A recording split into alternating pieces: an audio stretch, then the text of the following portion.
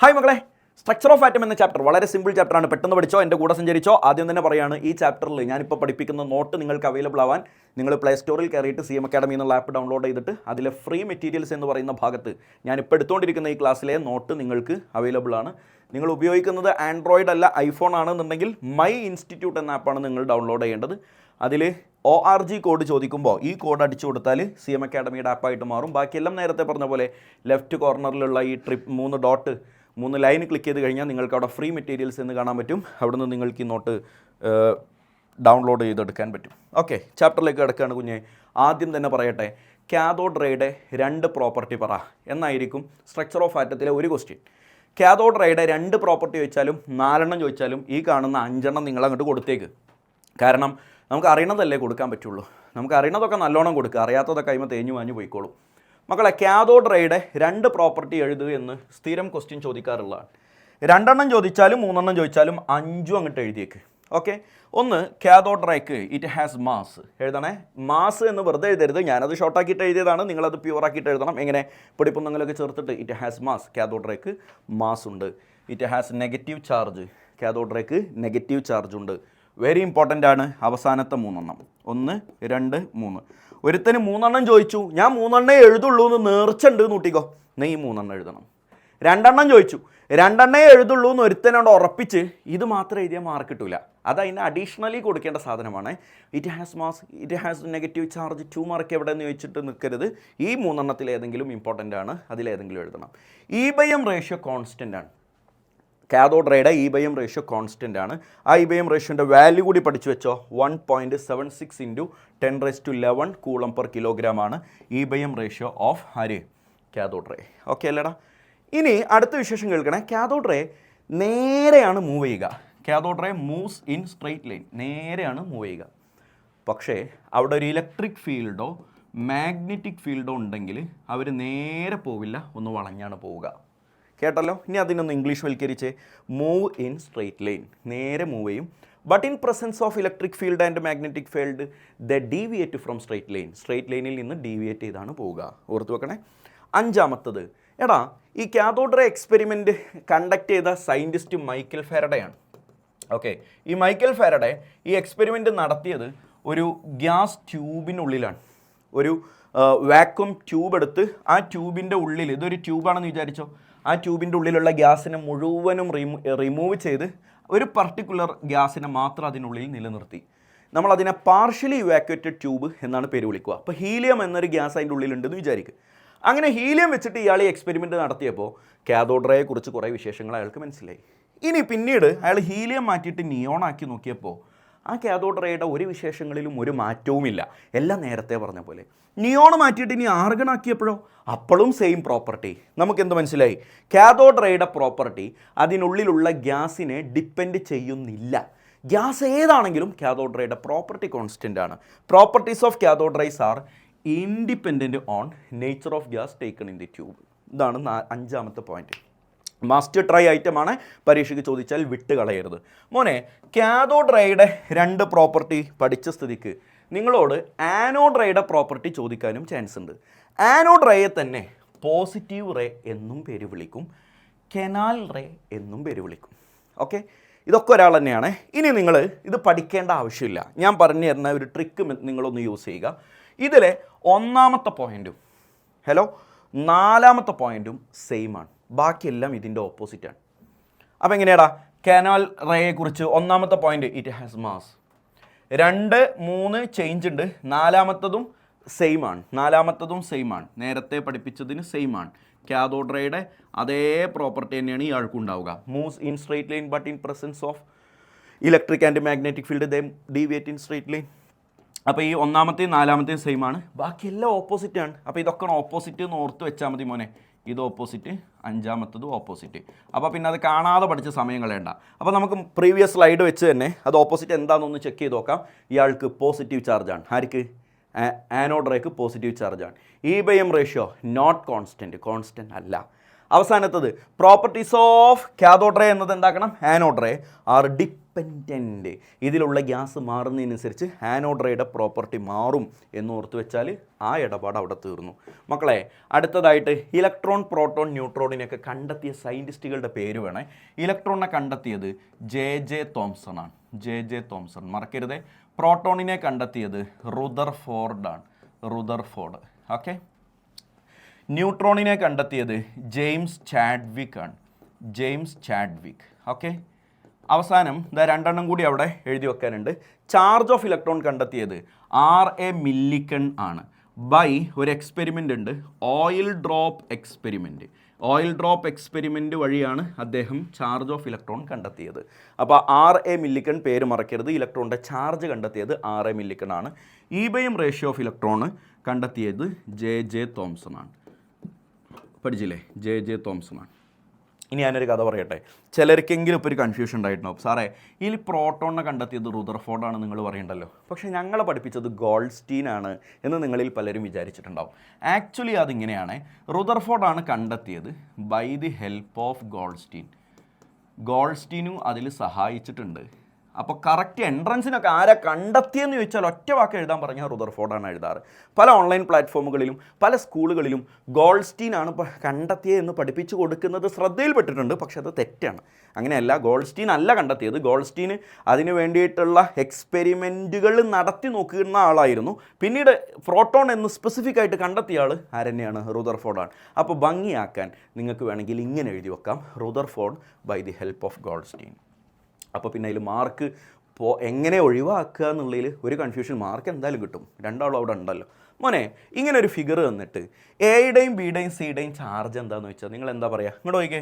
ഇവിടെ ഒരു positive terminal ഉണ്ട്, ഇവിടെ ഒരു നെഗറ്റീവ് ടെർമിനൽ ഉണ്ട്.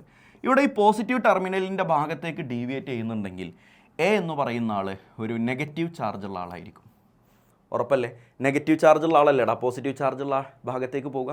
സോ അയാൾ ഒരു ഇലക്ട്രോൺ ആവാനാണ് ചാൻസ്. ഇലക്ട്രോണിനാണല്ലോ നെഗറ്റീവ് ചാർജ് ഉള്ളത്. സി എന്ന് പറയുന്ന ആൾ നെഗറ്റീവ് ചാർജുള്ള ടെർമിനലിൻ്റെ ഭാഗത്തേക്കാണ് അട്രാക്റ്റ് ചെയ്യപ്പെടുന്നത്. സോ ഇയാളുടെ ചാർജ് പോസിറ്റീവ് ആവാനാണ് chance. It can be a proton. അയാളൊരു പ്രോട്ടോൺ ആവാനാണ് ചാൻസ്. ബി എന്ന് നോക്കിക്കേടാ, നേരെ ഒരു പോക്ക്. അയാൾക്ക് പോസിറ്റീവ് ചാർജിനോടോ നെഗറ്റീവ് ചാർജിനോടോ ഒന്നുമില്ല. സോ ഇയാളുടെ ചാർജ് ഈസ് ഈക്വൽ ടു 0 ആയിരിക്കും. So it can be A neutron. Neutron അല്ലടാ, ചാർജ് ഒന്നും ഇല്ലാത്ത ആൾ. അയാൾ ന്യൂട്രോൺ ആവാനാണ് ചാൻസ്. ഇങ്ങനെ പരീക്ഷയ്ക്ക് ചോദ്യം ചോദിക്കാൻ ചാൻസ് ഉണ്ട്. മക്കളെ, അറ്റോമിക് മോഡലുകളാണ് ഇനി നമ്മൾ പറയുന്നത്. തോംസണിൻ്റെ അറ്റോമിക് മോഡൽ വളരെ ഫേമസ് ആണ്. അയാളുടെ അറ്റോമിക് മോഡലിൻ്റെ മറ്റു പേരുകൾ ഓർമ്മയില്ലേടാ? Plum pudding model, raisin pudding model, watermelon model. തീറ്റയുമായി ബന്ധപ്പെട്ടതൊക്കെ തോംസണിൻ്റെ അറ്റോമിക് മോഡലാണെന്ന് ഓർത്ത് വെച്ചേക്കുക. പ്ലം പുഡിംഗ് മോഡൽ, ഒരു കേക്കിനകത്ത് പ്ലംസ് അല്ലെങ്കിൽ റൈസിൻസ്, ഉണക്കമുന്തിരി, അല്ലെങ്കിൽ വാട്ടർമെലൻ്റെ അകത്ത് അതിൻ്റെ സീഡുകൾ, കുരു എങ്ങനെയാണ് കിടക്കുന്നത്, അങ്ങനെയാണ് ആറ്റം. എന്താ, ഞാൻ ഇവിടെ ചിത്രമൊക്കെ വരച്ചിട്ടുണ്ട്. അപ്പോൾ ഇയാൾ ഈ റെഡ് കളറിൽ ഞാൻ ഈ കാണിച്ചിരിക്കുന്നത് പോസിറ്റീവ്ലി ചാർജഡ് പ്രോട്ടോൺസ് ആണ്. അതിന് അദ്ദേഹം കേണൽ എന്നാണ് പേര് വിളിച്ചത്, കേണൽ. അപ്പോൾ പോസിറ്റീവ്ലി ചാർജഡ് പ്രോട്ടോൺസ് പരന്നിങ്ങനെ കിടക്കുകയാണ് ഒരു കടൽ പോലെ. അതിനിടയ്ക്ക് ഇങ്ങനെ അവിടെയും ഇവിടെ ഇങ്ങനെ കേക്കിൻ്റെ ഉള്ളിൽ നട്ട്സൊക്കെ കടിക്കണ പോലെ കുറച്ച് ഇലക്ട്രോൺസ് ഇങ്ങനെ വാരി വിതറി വെച്ചേക്കുന്നു എന്നതാണ് തോംസൺ അറ്റോമിക് മോഡൽ. സത്യം എന്താണെന്ന് വെച്ചാൽ തോംസൺ ഇത് വെറും തള്ളിയതാ, വെറുതെ അങ്ങോട്ട് പറഞ്ഞു നോക്കിയതാ. അതിന് അദ്ദേഹത്തിന് ഭയങ്കര അവാർഡൊക്കെ കിട്ടിയിട്ടുണ്ട് ഈ പറച്ചിലിന്. മനസ്സിലായില്ല? അല്ലാതെ ഒരു എക്സ്പെരിമെൻറ്റ് നടത്തിയിട്ടല്ല തോംസൺ ഇത് കണ്ടെത്തിയത്. അപ്പോൾ തോംസൺ അറ്റോമിക് മോഡലിനെ കുറിച്ച് നിന്നോട് പരീക്ഷയ്ക്ക് ചോദിച്ചാൽ 4 കാര്യങ്ങൾ അതിൽ നിർബന്ധമായിട്ട് എഴുതണം. അത് എത്ര മാർക്കിൻ്റെ ക്വസ്റ്റ്യൻ ആണെങ്കിൽ ഈ 4 കാര്യം എഴുതണം. ഒന്ന്, ആ മോഡലിനെ വിളിക്കുന്ന മറ്റു 3 പേരുകൾ. മറ്റേത് ഈ 3 പോയിൻ്റാണ്, ഓർത്ത് വെച്ചോളണേ. എന്താണ് അദ്ദേഹം പറഞ്ഞത്? നെഗറ്റീവ്ലി ചാർജ്ഡ് ഇലക്ട്രോൺസ്, ഈ ഇലക്ട്രോൺസ് വൈറ്റ് കുത്തൊക്കെ ഇലക്ട്രോൺസ് ആണ്, ആർ എംബഡഡ്. ആ വാക്ക് മറക്കരുതേ. എംബഡഡ് എന്ന് പറഞ്ഞാൽ കുടുങ്ങി കിടക്കുക എന്നാ. ഇൻ എ സീ ഓഫ്, കടലിൽ positively charged protons. Positively charged protons പരന്നു കിടക്കുന്ന കടൽ പോലെയാണ്. അതിൻ്റെ ഇടയിൽ ഇങ്ങനെ കുടുങ്ങി കിടക്കുകയാണ് ഇലക്ട്രോൺസ്. ഇതാണ് ഒന്നാമത്തെ പോയിന്റ്. അടുത്ത 2 പോയിന്റ് ചിലർ പഠിച്ചിട്ടുണ്ടാവില്ല, ഓർത്ത് വെക്കണേ മോനെ. നമുക്ക് വിവരമുണ്ടെന്ന് തെറ്റിദ്ധരിപ്പിക്കാൻ ഇത്യാദി കർമ്മങ്ങളൊക്കെ നമ്മളെ കൊണ്ട് പറ്റുള്ളൂ. Atom is electrically neutral. സംഭവത്തിൽ ഇതിൽ പോസിറ്റീവ് നെഗറ്റീവ് ഒക്കെ ഉണ്ടെങ്കിലും ടോട്ടൽ ചാർജ് ഓഫ് ആറ്റം 0 ആണ്. Atom is electrically neutral. അതിൻ്റെ ഉള്ളിൽ പോസിറ്റീവ് ഉണ്ട് നെഗറ്റീവ് ഉണ്ടെങ്കിലും total electrically it is neutral എന്ന് പറഞ്ഞാൽ ടോട്ടൽ പോസിറ്റീവ് ചാർജ് എത്രയാണോ അത്ര തന്നെ നെഗറ്റീവ് ചാർജും ഉണ്ട്. അപ്പോൾ ടോട്ടൽ 0 ആയല്ലോ. അവസാനം പറയുന്ന ഒരു ഡയലോഗാണ് മാസ് ഈസ് യൂണിഫോംലി ഡിസ്ട്രിബ്യൂട്ടഡ്. ഒരു ആറ്റത്തിൻ്റെ മാസ് എന്ന് പറയുന്നത് പരത്തിങ്ങനെ വെച്ചേക്കാണ്, എല്ലായിടത്തും ഒരുപോലെ ഡിസ്ട്രിബ്യൂട്ടഡ് ആണ്. ഇപ്പോൾ നമ്മൾ ഒരു ഗ്ലോബ് അല്ലെങ്കിൽ ഒരു ഫുട്ബോളൊക്കെ നമ്മളതിങ്ങനെ ഉള്ളിൽ ഫില്ല് ചെയ്തിരിക്കുകയാണെന്ന് വിചാരിച്ചോ, അങ്ങനെയാണ് ആറ്റം എന്നാണ് പറയുന്നത്. പക്ഷേ ഇന്ന് നമുക്കറിയാം ആറ്റത്തിൻ്റെ മാസ് അങ്ങനെയല്ല. ആറ്റം ഇതാണെങ്കിൽ അതിൻ്റെ കംപ്ലീറ്റ് മാസും അതിൻ്റെ സെൻറ്ററിൽ കോൺസെൻട്രേറ്റഡ് ആണ്. ഇവിടെയാണ് അതിൻ്റെ മോസ്റ്റ് ഓഫ് ദി മാസും കിടക്കുന്നത്. ബാക്കിയുള്ളിടത്തൊക്കെ അതിന് മാസ് ഇല്ലാത്ത അല്ലെങ്കിൽ മാസ് വളരെ കുറവുള്ള ഒരു സ്ട്രക്ചറാണ് ആറ്റത്തിനുള്ളത്. ഇയാൾ അങ്ങനെയല്ല പറയണേ, ആറ്റത്തിൻ്റെ എല്ലായിടത്തും മാസ് ഇങ്ങനെ യൂണിഫോംലി ഡിസ്ട്രിബ്യൂട്ടഡ് ആണ് എന്നതാണ് മൂന്നാമത്തെ ഡയലോഗ്. അത് തെറ്റാണെന്നുള്ളത് നമുക്കിന്നറിയാം. റുദർഫോർഡിൻ്റെ അറ്റോമിക് മോഡൽ മസ്റ്റ് ട്രൈ ആണ്, ബൺമസ്ക ടൈപ്പാണ്, മസ്റ്റ് ട്രൈ ഐറ്റം. മരിക്കണ സമയത്ത് ഞാൻ വന്ന് ചോദിക്കും, മോനെ റുദർഫോർഡിൻ്റെ അറ്റോമിക് മോഡലിനെ കുറിച്ച് അതിൻ്റെ ഒബ്സർവേഷൻ പറ, അതിൻ്റെ കൺക്ലൂഷൻ പറ എന്നൊക്കെ പറയും. പറഞ്ഞില്ലേ കൊന്നുകളയും മോനെ. റുദർഫോർഡ്സിൻ്റെ അറ്റോമിക് മോഡലിൻ്റെ 3 പേരൊന്ന് പറഞ്ഞേടാ. First one nuclear model. ആരടാ? Nuclear model, planetary model, solar system model. വിഴുങ്ങ് അണ്ണാക്ക് തൊടാതെ വിഴുങ്ങ്, ഇതൊക്കെ അയാളുടെ പേര് തന്നെയാണ്. ആ മോഡൽ ഉണ്ടാക്കാൻ അയാളെ സഹായിച്ച എക്സ്പെരിമെൻ്റ് ആണ് alpha ray scattering experiment or gold foil experiment. ഇതാണ് ആൽഫ. ഈ ചിത്രം വരക്കണേ, ആൽഫ സോഴ്സ്. ഇതിൻ്റെ ഉള്ളിൽ നിന്ന് ആൽഫ പാർട്ടിക്കിൾ ഇങ്ങനെ പുറത്തേക്ക് വരും. ആൽഫയാണേ. ഇത് ഒരു ലെഡ് പ്ലേറ്റിലൂടെ കടന്നു പോകും. എന്നിട്ട് അതൊരു ഗോൾഡ് ഫോയിലിൽ വന്നിടിക്കും. എന്നിട്ട് അത് പുറത്തേക്ക് ഇറങ്ങിയിട്ട് ഒരു ഫോട്ടോഗ്രാഫിക് ഫിലിമിൽ, ഒരു ഫോട്ടോഗ്രാഫിക് പ്ലേറ്റിൽ പോയിടിക്കും. Photographic plate. ഇത്രയും കാര്യങ്ങൾ ഓർത്ത് വെക്കുക. സിങ്ക് സൾഫൈഡ് തേച്ച് പിടിപ്പിച്ചിട്ടുള്ള ഒരു ഫോട്ടോഗ്രാഫിക് പ്ലേറ്റ്, സിങ്ക് സൾഫൈഡ്. അപ്പോൾ ഈ ഫോട്ടോഗ്രാഫിക് പ്ലേറ്റിൻ്റെ പ്രത്യേകത, എവിടെയാണോ ആൽഫ പാർട്ടിക്കിൾ വന്നിടിക്കുന്നത് ആ ഭാഗം ഇങ്ങനെ തിളങ്ങും. അപ്പോൾ എങ്ങോട്ടാണ് ഈ ആൽഫ പാർട്ടിക്കിൾ പോയത് എന്ന് കാണാൻ ഈ ഫോട്ടോഗ്രാഫിക് പ്ലേറ്റിൽ എടുത്ത് നോക്കിയാൽ മതി. അങ്ങനെ അയാൾ കണ്ട കാഴ്ചകൾ 3 എണ്ണമുണ്ട്. Very important. അതിനെയാണ് നമ്മൾ ഒബ്സർവേഷൻസ് എന്ന് പേര് പറയുക. അതിൽ നിന്ന് അയാൾക്ക് മനസ്സിലായ കാര്യങ്ങളാണ് റിസൾട്ട്. ഇപ്പം ഞാൻ ക്ലാസ് എടുക്കാൻ വരുന്ന സമയത്ത് ഇവിടെ ഒരു പേപ്പറിൽ കുറച്ച് അച്ചാറും മീനിൻ്റെ മുള്ളും പപ്പടത്തിൻ്റെ പൊട്ടും കുറച്ച് വറ്റും കുറച്ച് കറിയൊക്കെ ഇങ്ങനെ പോയത് ഒരു പേപ്പറിൽ ഇങ്ങനെ കാണുന്നുണ്ടെങ്കിൽ അതെൻ്റെ കാഴ്ചയാണ്. That's my observation. എന്താണ് അതിൻ്റെ റിസൾട്ട്? അതിൽ നിന്ന് എനിക്കെന്താ മനസ്സിലാവുക? ഞാൻ വരുന്നതിന് മുമ്പ് ഇവിടെ ആരും ഇരുന്ന് ഭക്ഷണം കഴിച്ചിട്ടുണ്ട്, ആ ആൾ ഭക്ഷണം കഴിച്ച് ഞാൻ കണ്ടിട്ടില്ല. ഈ അടയാളങ്ങളിൽ നിന്ന് എനിക്ക് മനസ്സിലായതാണ്. ആ മനസ്സിലാവലുകളാണ് റിസൾട്ട്. കണ്ട കാഴ്ചയാണ് ഒബ്സർവേഷൻ. എന്താ കണ്ടതെന്നറിയോ? ആൽഫ പാർട്ടിക്കിൾ ഒന്നായിട്ട് കൂട്ടം കൂടി വന്ന് ഗോൾഡ് ഫോയിലിൽ ഇടിച്ചിട്ട് most of the alpha particle passed through the gold foil without any deviation. എല്ലാവരും പാട്ടുപാടി പഠിച്ച ഡയലോഗാണ്. നല്ലൊരു ശതമാനം ആൽഫ പാർട്ടിക്കിൾ വെറുതെയാണ് പോയി. അവിടെ യാതൊരു ഡീവിയേഷനും ഇല്ലാതെ വന്ന വഴി തന്നെ തിരിച്ചിറങ്ങിപ്പോയി. സം ഓഫ് ആൽഫ പാർട്ടിക്കിൾ, കുറച്ച് ആൽഫ പാർട്ടിക്കിൾ ചെറിയ ആംഗിളിലൊക്കെ ഡീവിയേറ്റ് ചെയ്തിട്ടുണ്ട്. അപ്പോൾ most of the alpha particle നേരെ തന്നെ പോയെങ്കിലും വളരെ കുറച്ച് മാത്രം എന്ത് ചെയ്തു? Deviated in small angle. കുറച്ച് ആംഗിളിൽ കുറച്ച് എണ്ണം ആൽഫ പാർട്ടിക്കിൾ ഡീവിയേറ്റ് ചെയ്തു. Very few of alpha particle, അതിൻ്റെ എണ്ണം NCERT പറയുന്നുണ്ട് 1 in 20,000. അഥവാ 20,000 ആൽഫ പാർട്ടിക്കിൾ ഒരു വഴിക്ക് വരുമ്പോൾ അതിൽ നിന്ന് 1 ബൗൺസ്ഡ് ബാക്ക്. ആ വന്ന വഴി തന്നെ തിരിച്ചു വന്നിട്ടുമുണ്ട്. ഇതാണ് അദ്ദേഹം കണ്ട കാഴ്ച. അതിൽ നിന്ന് അദ്ദേഹത്തിന് മനസ്സിലായതാണ് result, or it is called inference, or it is called postulate. ഇതെന്ത് ചോദിച്ചാലും നിങ്ങൾ ഈ പറയുന്ന 5 പോയിൻ്റാണ് മക്കളെ എഴുതേണ്ടത്. ഇതാ ഞാൻ എഴുതി തരാം, ഞാൻ മനസ്സിലാക്കി തരാം. Most of the space inside an atom is empty. ഒരു ആറ്റത്തിൻ്റെ ഉള്ളിലുള്ള നല്ലൊരു ശതമാനം സ്പേസും എന്താണ്? എംപ്റ്റിയാണ്, ഒഴിഞ്ഞു കിടക്കുകയാണ്. ഇതാണ് അദ്ദേഹത്തിന് മനസ്സിലായ ഒന്നാമത്തെ കാര്യം. രണ്ടാമത്തത്, there is a positively charged concentrated mass at the centre of atom. ആറ്റത്തിൻ്റെ സെൻറ്ററിൽ, ആറ്റത്തിൻ്റെ എക്സാക്റ്റ് സെൻറ്ററിൽ ഒരു പോസിറ്റീവ്ലി ചാർജ്ഡ് കോൺസെൻട്രേറ്റഡ് മാസ് ഉണ്ട് എന്നതാണ് അദ്ദേഹം കണ്ടെത്തിയ രണ്ടാമത്തെ കാര്യം. അതിന് അദ്ദേഹം വിളിച്ച പേരാണെന്ത്? ന്യൂക്ലിയസ്. എന്താണ് പേര്? ആ സാധനത്തിന് അദ്ദേഹം വിളിച്ച പേരാണ് ന്യൂക്ലിയസ്. അപ്പോൾ ന്യൂക്ലിയസിന് ആദ്യമായി കണ്ടെത്തിയത് ആര് എന്ന് പരീക്ഷയ്ക്ക് ചോദിച്ചാൽ മറക്കരുതേ മോനെ, റുദർഫോർഡ് ആണ്. മറക്കരുതേ, റുദർഫോർഡ്.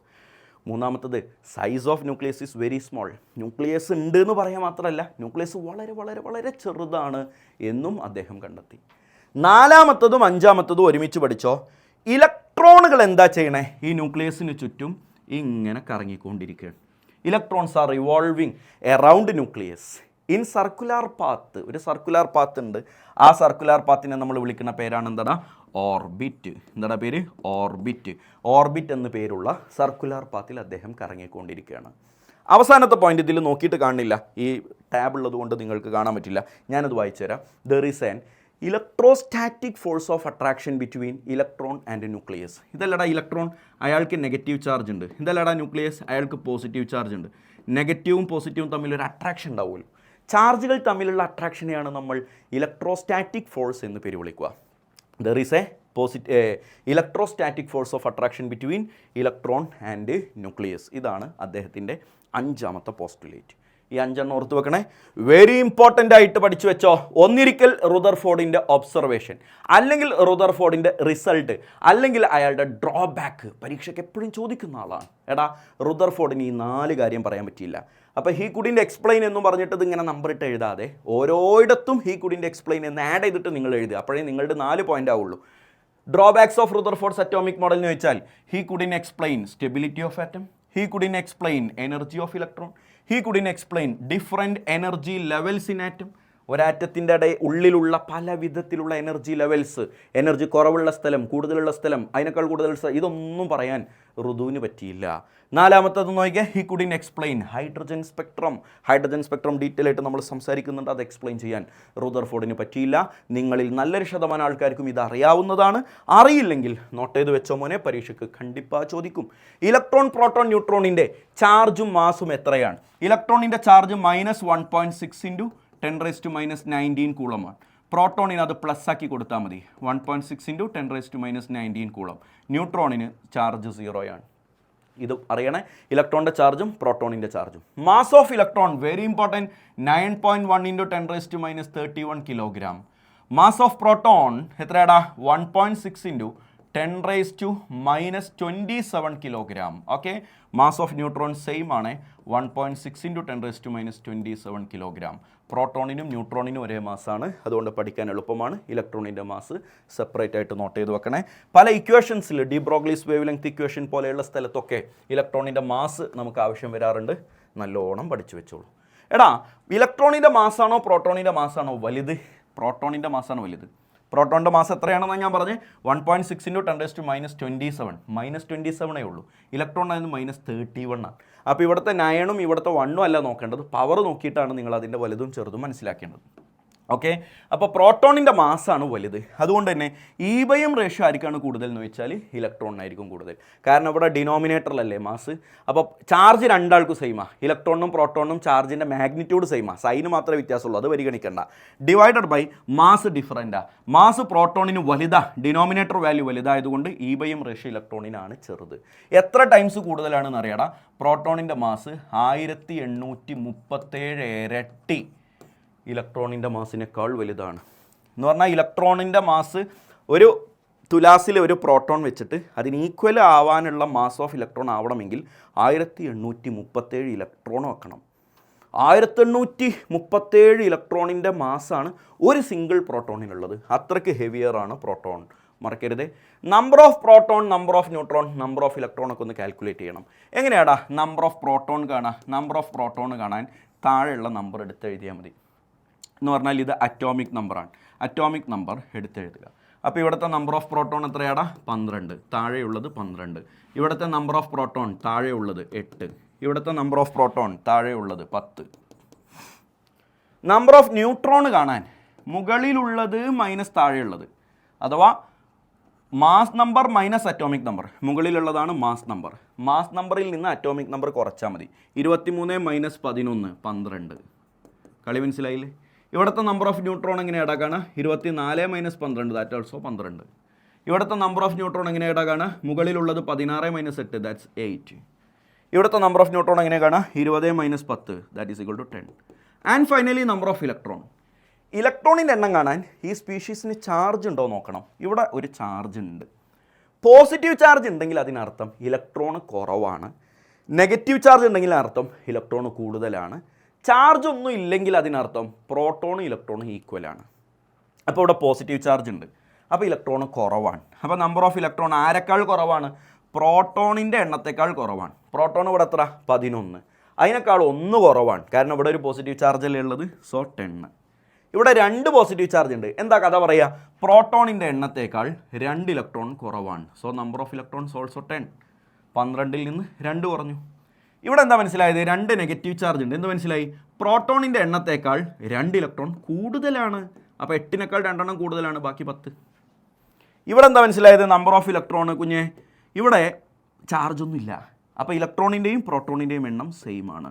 പ്രോട്ടോണിൻ്റെ എണ്ണം 10 ആണെങ്കിൽ ഇലക്ട്രോണിൻ്റെ എണ്ണവും 10 ആണ്. ഇതൊക്കെ നിങ്ങൾക്ക് അറിയാവുന്നതാണ്. ഇത് തിരിച്ചും ചോദിക്കും. പ്രോട്ടോൺ, ന്യൂട്രോൺ, ഇലക്ട്രോണിൻ്റെ എണ്ണം തന്നിട്ട് ഈ സ്പീഷീസിനെ തിരിച്ച് അങ്ങോട്ട് റെപ്രസെൻ്റ് ചെയ്യാനും ചോദിക്കാറുണ്ട്. ഒറ്റക്കൊന്ന് ചെയ്ത് നോക്ക്. Number of proton 16, number of neutron 16, number of electron 18.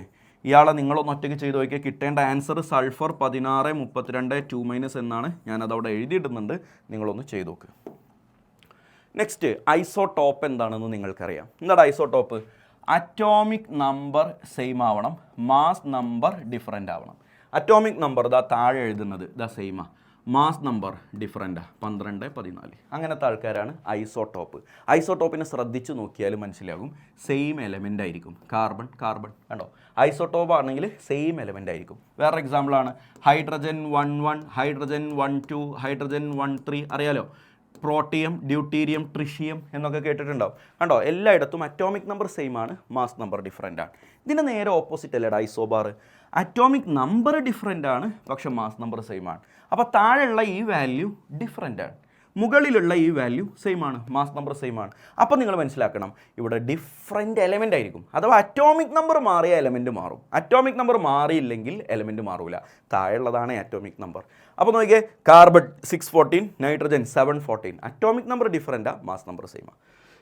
Isotone എന്ന് പറഞ്ഞാൽ നമ്പർ ഓഫ് ന്യൂട്രോൺ സെയിം ആവുക. ന്യൂട്രോണിൻ്റെ എണ്ണം എങ്ങനെയാണ് കാണുമെന്ന് ഞാൻ നേരത്തെ പഠിപ്പിച്ചു. മുകളിലുള്ളത് മൈനസ് താഴെയുള്ളത്. 14 6 പോയാൽ എത്ര? Number of neutron 8. ഇവിടെ നമ്പർ ഓഫ് ന്യൂട്രോൺ 14 ഇത് 15 ആണ്. നൈട്രജൻ 715 എന്നാണ്, നൈട്രജൻ 715 എന്നാണ്. 15 7 പോയാൽ 8.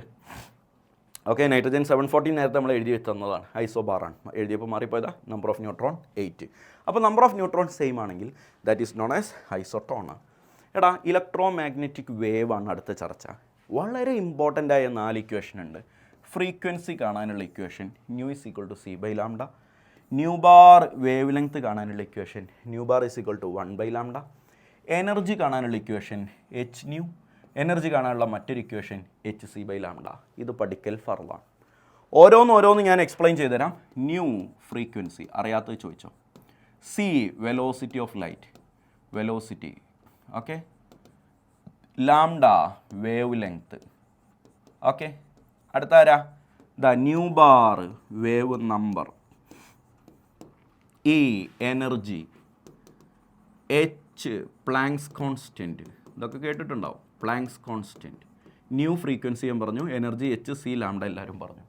ഇതിൽ 2 പേര് കോൺസ്റ്റൻറ്റാണ്, സിയും എച്ചും കോൺസ്റ്റൻറ്റാണ്. സിയുടെ വാല്യൂ മരിച്ചാലും മറക്കരുത്, 3 × 10⁸ m/s. h 6.626 × 10⁻⁻34 J/s.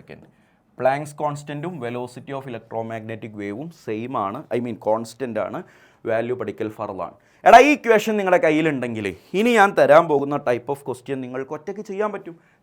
ലാംഡയുടെ വാല്യൂ 400 നാനോമീറ്റർ ആണ്. അങ്ങനെയാണെങ്കിൽ എനർജി എത്രയാണ്? എങ്ങനെ കാണാം? എനർജിയും ലാംഡയും ഒക്കെയുള്ള ഇക്വേഷൻ ഏതാ? Energy is equal to hc/λ. എച്ചിൻ്റെ വാല്യൂ അറിയാം, 6.626 × 10⁻⁻34 സി എത്ര? 3 × 10⁸ ഡിവൈഡഡ് ബൈ ലാംഡ എത്ര? 400 നാനോമീറ്റർ ആണ്. എടാ, 400 നാനോമീറ്റർ എന്നതിനെ മീറ്ററിലേക്ക് മാറ്റണം. അപ്പോൾ ഞാനതിനെ 400 × 10⁻⁹ എന്ന് മൾട്ടിപ്ലൈ ചെയ്യണം. സോ 400 × 10⁻⁹.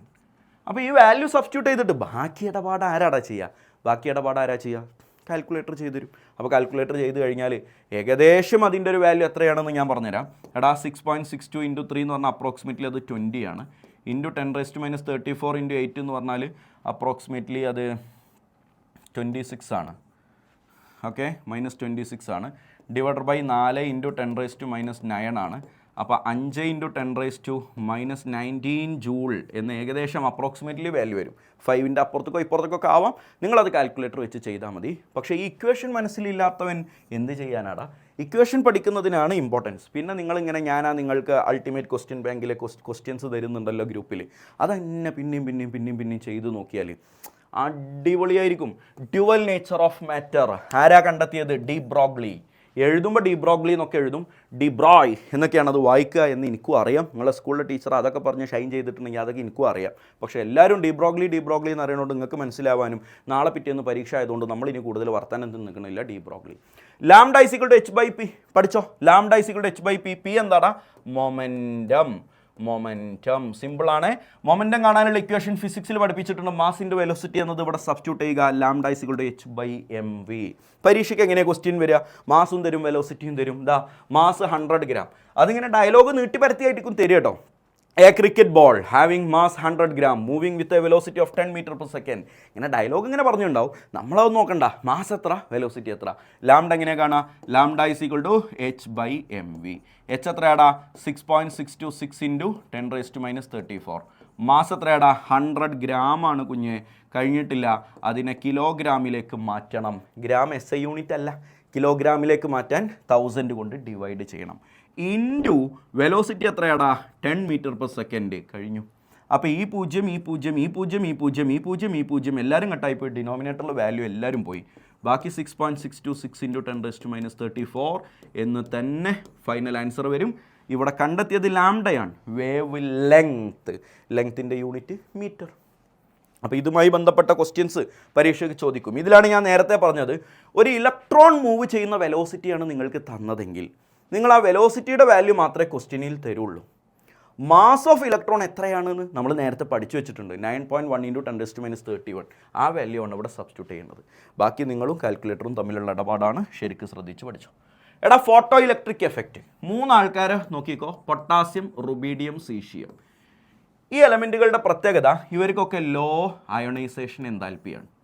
ഓക്കെ, ഇതിലേക്ക് ലൈറ്റ് വന്നിടിക്കുമ്പോൾ, ലൈറ്റ് വന്നിടിക്കുമ്പോൾ അവിടുന്ന് ഇലക്ട്രോൺ ഇങ്ങനെ പുറത്തേക്ക് ചാടും. ആ ഇലക്ട്രോൺ പുറത്തേക്ക് വരുന്ന സംഭവത്തിൻ്റെ പേരാണ് ഫോട്ടോ ഇലക്ട്രിക് എഫക്റ്റ്. കണ്ടെത്തിയ സയൻറ്റിസ്റ്റിൻ്റെ പേര് പഠിക്കണേ. ഹെഡ്സ് എന്ന സയൻറ്റിസ്റ്റാണ്. എങ്ങനെയാണ് അപ്പോൾ പറയാം? When a beam of light, ഒരു ലൈറ്റ് വന്നിടിക്കുമ്പോൾ എവിടെ? Hit on the surface of elements like potassium, rubidium and caesium. എന്ത് സംഭവിക്കുന്നു? Electrons are emitted. അവിടുന്ന് ഇലക്ട്രോൺ പുറത്തേക്ക് ചാടുന്നു. This phenomenon is called photoelectric effect. വായിച്ചു നോക്കിയേ. When a beam of light hit on the surface of elements like potassium, rubidium and caesium, എന്ത് സംഭവിക്കുന്നു? Electrons are emitted. This phenomenon is called photoelectric effect. Photo electric effect എന്താണെന്ന് ചോദിക്കും, അതിൻ്റെ equation ചോദിക്കും, അതിലെ important ആയിട്ടുള്ള observations ചോദിക്കും. Very important. ഇതാണ് ഒബ്സർവേഷൻ. എടാ, ലൈറ്റ് വന്ന് ഇടിച്ചാൽ അവിടുന്ന് ഇലക്ട്രോൺ പുറത്തേക്ക് ചാടുക. ഇതാണല്ലോ ഫോട്ടോ ഇലക്ട്രിക് എഫക്റ്റ്. ലൈറ്റ് വന്ന് ഇടിച്ചിട്ട് 4 ദിവസം കഴിഞ്ഞിട്ടല്ല ഇലക്ട്രോൺ പുറത്തേക്ക് ചാടണേ. ആ മൊമെൻറ്റിൽ തന്നെ ഇലക്ട്രോൺ പുറത്തേക്ക് ചാടും. അതാണ് ഫസ്റ്റത്തെ point. There is no time lag between hitting of light and emission of electron. Light വന്നിടിക്കുന്നതിനും ഇലക്ട്രോൺ പുറത്തേക്ക് ഇറങ്ങുന്നതിനും ഇടയിൽ ടൈം ലാഗ് ഒന്നുമില്ല. സ്പോട്ടിൽ ഇറങ്ങും. ക്ലിയർ അല്ലേ? അടുത്തത്, ഏത് അണ്ടനും അടകോടനും വന്നാലൊന്നും ഇലക്ട്രോൺ പുറത്തേക്ക് ചാടൂല. ഈ വരുന്ന ലൈറ്റിൻ്റെ കയ്യിൽ ഒരു മിനിമം എമൗണ്ട് ഓഫ് എനർജി ഉണ്ടാവണം. അത് ഈ മെറ്റലാ പറയുക. ഈ മെറ്റൽ പൊട്ടാസ്യം, റുബീഡിയം, സീഷ്യം പറയും 100 ജൂൾ എനർജി ഉള്ളവർ മാത്രം വന്നാൽ മതി അറിയും. അപ്പോൾ 99 അവിടെ ഇങ്ങനെ മാന്തിച്ചോറിഞ്ഞ് നിന്നിട്ട് കാര്യമില്ല, ഇലക്ട്രോൺ പുറത്തേക്ക് ചാടൂല. വരുന്ന ലൈറ്റിനുണ്ടായിരിക്കേണ്ട ഒരു മിനിമം എമൗണ്ട് ഓഫ് എനർജി ഉണ്ട്. ആ minimum amount of energy is called work function or threshold energy. W0 എന്നാണ് റെപ്രസെൻ്റ് ചെയ്യുക. A minimum amount of energy is required, that is called work function or threshold energy. അത് കാണാനുള്ള equation ഇതാണ്. W0 is equal to h nu0. nu0 എന്ന് പറഞ്ഞാൽ threshold frequency എന്നാണ്. അതിപ്പോൾ calculate ചെയ്യേണ്ട, വെറുതെ നോട്ട് ചെയ്ത് വെച്ചാൽ മതി. ഞാൻ ഡീറ്റെയിൽ ആയിട്ട് പിന്നീട് വരുന്നുണ്ട്. Threshold frequency. അടുത്ത 2 വെരി ഇമ്പോർട്ടൻ്റ് ആണ്. ഇവിടുന്ന് വരുന്ന ലൈറ്റിൻ്റെ ഇൻറ്റൻസിറ്റി കൂട്ടിയാൽ, ഇൻറ്റൻസിറ്റി എന്ന് പറഞ്ഞാൽ അതിൻ്റെ ബ്രൈറ്റ്നസ് എന്നാണ് അർത്ഥം. മൊബൈലിൽ നമ്മളിങ്ങനെ ബ്രൈറ്റ്നസ് കൂട്ടൂലേ, അവിടെ ആക്ച്വലി നമ്മൾ അതിൻ്റെ ഇൻറ്റൻസിറ്റിയാണ് കൂട്ടണേ. അപ്പോൾ ആ ലൈറ്റിൻ്റെ ഇൻറ്റൻസിറ്റി കൂട്ടിയാൽ ഇവിടുന്ന് പുറത്തേക്ക് ഇറങ്ങുന്ന ഇലക്ട്രോണിൻ്റെ എണ്ണം കൂടും. 50 ഇലക്ട്രോൺ ഇറങ്ങിയത് 100, 150 ഇലക്ട്രോൺസ് പുറത്തേക്ക് ഇറങ്ങാൻ തുടങ്ങും. Intensity of light directly proportional to number of electrons emitted. പുറത്തേക്ക് ഇറങ്ങുന്ന ഇലക്ട്രോൺസിൻ്റെ നമ്പറിന് ഡയറക്ട്ലി പ്രൊപ്പോർഷണലാണ്. അപ്പോൾ ഇൻറ്റൻസിറ്റി കൂട്ടിയാൽ ഇലക്ട്രോണിൻ്റെ എണ്ണം കൂടും. ഇനി ഇൻറ്റൻസിറ്റി കൂട്ടുന്നതിന് പകരം ഞാൻ ഫ്രീക്വൻസി കൂട്ടിയാൽ, ഫ്രീക്വൻസി കൂട്ടുക പറഞ്ഞാൽ എന്താണെന്നറിയോ, ആ ബ്രൈറ്റ്നസ് അങ്ങനെ തന്നെ ഉണ്ടാവുക, പക്ഷേ കളർ ഇങ്ങനെ മാറും. ബ്ലൂ ഉള്ളത് ഗ്രീൻ ആകും, ഗ്രീൻ ഉള്ളത് റെഡ് ആകും. ഇതാണ് ഫ്രീക്വൻസി ചേഞ്ച് ചെയ്യുക. അപ്പോൾ ഫ്രീക്വൻസി കൂടിക്കഴിഞ്ഞാൽ ആ ഇലക്ട്രോണിൻ്റെ എണ്ണം, പുറത്തേക്ക് ഇറങ്ങുന്ന ഇലക്ട്രോണിൻ്റെ എണ്ണം മാറൂല, പക്ഷെ കൈനറ്റിക് എനർജി മാറും. നോക്കി വെച്ചോ. അപ്പോൾ എന്താടാ, 2 പോയിന്റ് വെരി ഇമ്പോർട്ടൻ്റ് ആണ്. വരുന്ന ലൈറ്റിൻ്റെ ഇൻറ്റൻസിറ്റി കൂട്ടിയാൽ ഇലക്ട്രോണിൻ്റെ എണ്ണം കൂടും.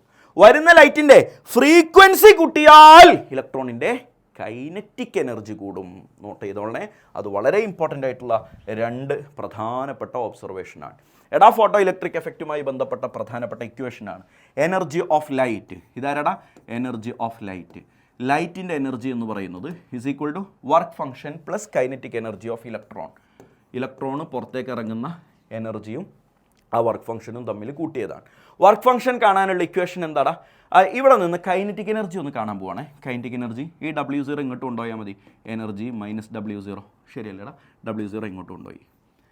എനർജി കാണാനുള്ള ഇക്വേഷൻ ഞാൻ നേരത്തെ നിങ്ങൾക്ക് പഠിപ്പിച്ചു തന്നിട്ടുണ്ട്, hν എന്നാണ്. വർക്ക് ഫംഗ്ഷൻ കാണാനുള്ള ഇക്വേഷനും ഞാൻ നേരത്തെ പഠിപ്പിച്ചു തന്നു, hν0 എന്നാണ്. അവിടുന്ന് h കോമൺ ആയിട്ടാണ് പുറത്തെടുത്താൽ ν മൈനസ് ν0 എന്ന് ബാക്കി ഉണ്ടാവും. സോ കൈനറ്റിക് എനർജി കാണാനുള്ള ഫൈനൽ ഇക്വേഷൻ ഇതാണ്, h × ν മൈനസ് ν0. മക്കളെ, ഇതുമായി ബന്ധപ്പെട്ട് പ്രീവിയസ് ഇയറിൽ ക്വസ്റ്റ്യൻ ചോദിച്ചിട്ടുണ്ട്. ഈവൻ നിങ്ങളുടെ ക്രിസ്മസ് എക്സാമിന് പോലും ചോദിച്ചിട്ടുണ്ട്. ഞാൻ അതിനെ ഷോർട്ടാക്കിയിട്ട് ക്വസ്റ്റ്യൻ ഇങ്ങനെ തരുന്നു. ഒരു എലമെൻറ്റിൻ്റെ ത്രഷോൾഡ് ഫ്രീക്വൻസി തന്നിട്ടുണ്ട്. ഓക്കെ, അയാളുടെ അതിലേക്ക് വന്നിടിക്കുന്ന ലൈറ്റിൻ്റെ ഫ്രീക്വൻസി 1 × 10⁻15 ആണെന്നും തന്നിട്ടുണ്ട്. അങ്ങനെയാണെങ്കിൽ കൈനറ്റിക് എനർജി ഓഫ് ഇലക്ട്രോൺ എത്ര? കൈനറ്റിക് എനർജി കാണാനുള്ള ഇക്വേഷൻ ഞാൻ എന്താടാ പറഞ്ഞത്, h × ν മൈനസ് ν0. h എത്രയാടാ, 6.6 × 10⁻34. ഫുൾ വാല്യൂ ഉണ്ട്, 6.626 ഒക്കെ ഉണ്ട്. ഇൻറ്റു ന്യൂ ഇവിടെ തന്നിട്ടുണ്ട് 1 × 10⁻15 മൈനസ് 4 × 10⁻14. എടാ, 1 × 10⁻15 നിന്ന് 4 × 10⁻14 മൈനസ് ചെയ്യാൻ പറ്റില്ല. കാരണം ഇവിടത്തെയും പവർ സെയിം അല്ല. ഇവിടുത്തെ പവർ 15, ഇവിടുത്തെ പവർ 14. പവർ സെയിം ആവാതെ 2 സംഖ്യകൾ തമ്മിൽ മൈനസ് ചെയ്യാൻ പറ്റില്ല. അപ്പം നിങ്ങൾ എന്ത് ചെയ്യണം, ഇതിൻ്റെ പവർ സെയിം ആക്കണം. ഈ 15നെ 14 ആക്കാൻ ഞാൻ എന്താ ചെയ്യണ പണി ശ്രദ്ധിച്ചോട്ടോ. 6.6 × 10⁻34 × 1 × 10⁻15 എന്നതിനെ ഞാൻ 10 × 10⁻14 എന്നാക്കാൻ കുഴപ്പമില്ലല്ലോ. കാരണം എന്താ, ഈ 10ലെ 0 കൂടി ഇങ്ങോട്ട് ഇട്ട് കൊടുത്തു കഴിഞ്ഞാൽ ഇത് 1 × 10⁻15 എന്ന് തന്നെയാണ്. അപ്പോൾ പിന്നെ എനിക്ക് ഈ പവർ സെയിം ആക്കാൻ വേണ്ടിയിട്ട് അതിലെ ഒരു 0 ഞാൻ ഇതിൻ്റെ കൂടെ ചേർത്ത് പറയാൻ, -4 × 10⁻14. അപ്പോൾ പരിപാടി സിമ്പിളായി, പവർ സെയിം ആയി. ഇനി എളുപ്പ 6.6 × 10⁻34 × 10 - 4 കോമൺ ആയിട്ട് എടുക്കുക. 10⁻14 കോമൺ ആയിട്ട് എടുക്കുക, ബാക്കി 10 - 4 6 എന്നേ ഉണ്ടാവുള്ളൂ. ഈ പവറിനെ കോമൺ ആയിട്ട് എഴുതുക 10⁻14. അത് എത്രയാണ് എന്നുള്ളത് നിങ്ങളും കാൽക്കുലേറ്ററും തമ്മിലുള്ള ഇടപാടാണ്. ക്വസ്റ്റ്യൻ എങ്ങനെ ചെയ്യുക എന്നുള്ളതാണ് ഞാൻ നിങ്ങൾക്കിപ്പോൾ പറഞ്ഞു തന്നത്. കുഞ്ഞെ, ഇതിങ്ങനെ കേട്ടുകൊണ്ടിരിക്കുമ്പോൾ നിങ്ങൾക്ക് ഇതൊക്കെ മനസ്സിലാവണോണ്ടാണല്ലോ നിങ്ങൾ ഇവിടെ വരെ എത്തിയത്. എന്നാൽ ഒരു കൊല്ലത്തിൻ്റെ തുടക്കം മുതൽ അവസാനം വരെ ഞങ്ങൾ പിന്നാലെ കൂടിയാണ് പഠിപ്പിക്കുകയാണെന്നുണ്ടെങ്കിൽ നിൻ്റെ +2 ഉണ്ടല്ലോ, അടിപൊളിയാവും. നിനക്ക് +2 ഞങ്ങൾ ഫുൾ മാർക്ക് വാങ്ങിത്തരും. അപ്പോൾ ഓൺലൈൻ ട്യൂഷൻ പ്രിഫർ ചെയ്യുന്നുണ്ടെന്നുണ്ടെങ്കിൽ കേരളത്തിലെ മറ്റേത് പ്ലാറ്റ്ഫോമും തരാൻ പറ്റാത്ത സർവീസ് ഞങ്ങൾ നിങ്ങൾക്ക് തരും. കാരണം ലിമിറ്റഡ് നമ്പർ ഓഫ് സീറ്റുകളിലേക്ക് മാത്രമേ ഞങ്ങൾ അഡ്മിഷൻ എടുക്കുള്ളൂ. വെറും 399 രൂപ ഒരു മാസത്തിൽ അടക്കാൻ നിങ്ങളുടെ കയ്യിലുണ്ടെങ്കിൽ CM അക്കാഡമിയുടെ എൻട്രൻസ് ഓറിയൻറ്റഡ് ആയിട്ടുള്ള വളരെ കൃത്യമായ ഷെഡ്യൂൾ പ്രകാരം നിങ്ങൾക്ക് ഡിസംബർ ആകുമ്പോഴേക്ക് പോർഷൻസ് തീർത്ത് റിവിഷനും നടത്തി തരുന്ന ഞങ്ങളുടെ +2 ബാച്ചിൽ നിങ്ങൾക്ക് ജോയിൻ ചെയ്യാൻ പറ്റും. ജോയിൻ ചെയ്യാൻ ഈ കാണുന്ന നമ്പറിൽ ഒന്ന് കോൺടാക്ട് ചെയ്താൽ മതി. കൂടുതൽ മാർക്കറ്റിംഗ് ഒന്നുമില്ല. താല്പര്യമുള്ളവർ ജോയിൻ ചെയ്യുക, അത്രേ ഉള്ളൂ. കാരണം എന്താ, നിങ്ങളിപ്പോൾ ഞങ്ങളെ ഡിപ്പെൻഡ് ചെയ്യുന്നുണ്ടല്ലോ, ഞങ്ങൾ നിങ്ങളെ പിന്നാലെ ഉണ്ടെങ്കിൽ നിനക്ക് +2 നല്ല മാർക്ക് കിട്ടുന്നുള്ളൊരു കോൺഫിഡൻസ് ഉണ്ടെങ്കിൽ ദയവേത് ജോയിൻ ചെയ്യുക. ഞങ്ങളുടെ അൾട്ടിമേറ്റ് ക്വസ്റ്റ്യൻ ബാങ്കിൻ്റെ വാല്യൂ എന്താണെന്ന് നിങ്ങൾക്കറിയാം. അത് നിങ്ങൾക്ക് തുടക്കം മുതൽ തന്നെ അവസാനം വരെ, കൊല്ലത്തിൻ്റെ അവസാനം വരെ അതിൻ്റെ പുറത്തേക്ക് ക്വസ്റ്റ്യൻ വരൂല മോനെ. കഴിഞ്ഞ +2 നിങ്ങൾ കണ്ടില്ല, ഫിസിക്സ് 65 മാർക്കിനാ പരീക്ഷയ്ക്ക് ഇതിൽ നിന്ന് ക്വസ്റ്റ്യൻ ചോദിച്ചത്. 60 മാർക്കിനെ പരീക്ഷ എഴുതിയാൽ മതി. പിന്നെ എന്തിനാ നിങ്ങൾ ഈ ടെൻഷൻ ആവണേ? നേരെ കയറിപ്പോയി ഫുൾ മാർക്ക് ഞങ്ങൾ വാങ്ങിത്തരും. Emission spectrum. അടുത്തത് Lyman Balmer Paschen Brackett Pfund. Lyman Balmer Paschen Brackett Pfund മറക്കരുത്. Lyman Balmer Paschen Brackett Pfund പഠിച്ചേ. ലൈമാൻ ആണെങ്കിൽ എങ്ങോട്ടാണ് എത്തുന്നത്? ഇതാണ് N1, ഇത് N2, N3, N4, N5, N6 ഇങ്ങനെ. എടാ, 1ലേക്ക് വരുന്ന ലൈനിൻ്റെ പേരാണ് ലൈമാൻ. 1ലേക്ക് വരുന്ന എല്ലാവരെയും കൂട്ടിയിട്ട് വിളിച്ച പേരാണ് ലൈമാൻ. അപ്പോൾ ലൈമാൻ ആണെങ്കിൽ എൻ ഫൈനൽ എത്തുന്നത് 1ലേക്കാണ്. എവിടെ നിന്നാണ് വരണേ? അതിൻ്റെ മുകളിൽ നിന്ന് എവിടെ നിന്നും വരാം, 2, 3 അങ്ങനെ അങ്ങനെ അങ്ങനെ അങ്ങനെ. ഓക്കെ. ബാമർ ആണെങ്കിൽ എത്തുന്നത് 2ലേക്കാണ്. പാഷൻ എത്തുന്നത് 3ലേക്ക്, ബ്രാക്കറ്റ് 4ലേക്ക്, ഫണ്ട് 5ലേക്ക്. മറക്കരുതേ, ഓർമ്മയില്ലടാ. ലൈമാൻ ആണെങ്കിൽ എവിടേക്കാണ് എത്തുക, ബാമർ ആണെങ്കിൽ എങ്ങോട്ടാണ് എത്തുക, എൻ ഫൈനൽ വാല്യൂ നിർബന്ധമായിട്ടും അറിയണം. എൻ ഇനീഷ്യൽ പിന്നെ പഠിക്കാനൊന്നുമില്ല, അതിൻ്റെ മേലേക്കുള്ളത് അങ്ങനെ എഴുതിയാൽ മതി. 2ലേക്ക് എവിടെ നിന്ന് എത്തുക, 1, 3, 4 അങ്ങനെ അങ്ങനെ, ഇവിടെ 4, 5 അങ്ങനെ അങ്ങനെ അങ്ങനെ അങ്ങനെ അങ്ങനെ അങ്ങനെ. ഇവിടെ പുറത്തു വരുന്ന ഇലക്ട്രോ മാഗ്നറ്റിക് വേവ് ആരാണെന്നത് വളരെ ഇമ്പോർട്ടൻ്റ് ആയിട്ട് പഠിക്കേണ്ട കാര്യമാണ്. ലൈമാൻ ആണെങ്കിൽ പുറത്തേക്ക് വരുന്നത് അൾട്രാ വയലറ്റ് ആണ്, ബാമർ ആണെങ്കിൽ വിസിബിൾ ലൈറ്റ് ആണ്. അപ്പോൾ ഇത് തന്നെ എടുത്ത് ചോദിക്കാറുണ്ട്, വിസിബിൾ ലൈറ്റ് പുറത്തേക്ക് വിടുന്ന എമിഷൻ സ്പെക്ട്രം ഏതാണ്? ബാമർ. ബാക്കിയുള്ള 3 ആണെങ്കിലും ഇൻഫ്രാറെഡ് ആണ് പുറത്തേക്ക് വരിക. ഇവിടെ പുറത്തേക്ക് വരുന്ന ഇലക്ട്രോ മാഗ്നറ്റിക് റേഡിയേഷൻ്റെ ന്യൂബാർ വേവ് നമ്പർ കാണാനുള്ള ഇക്വേഷൻ, ആ ഇക്വേഷൻ്റെ പേരാണ് റിഡ്ബർഗ് ഇക്വേഷൻ. എന്താടാ? റിഡ്ബർഗ് ഇക്വേഷൻ ചോദിക്കാറുണ്ട്. Nu bar is equal to RH into Z² into 1/n final square minus 1/n initial square centimetre inverse. മോനെ ഇത് വെച്ച് ഞാൻ ക്വസ്റ്റ്യൻ നിങ്ങൾക്ക് കാണിച്ചു തരാം. ഇതിൽ ഈ Z എന്ന് പറഞ്ഞ അറ്റോമിക് നമ്പറാണ്. ചിലപ്പോൾ നിങ്ങൾ സ്കൂളിൽ അത് പഠിച്ചിട്ടുണ്ടാവില്ല. കാരണം എന്താ അറിയോ, ഇത് NCERT പറയുന്നത് ഹൈഡ്രജനെ ബേസ് ചെയ്തിട്ടാണ്.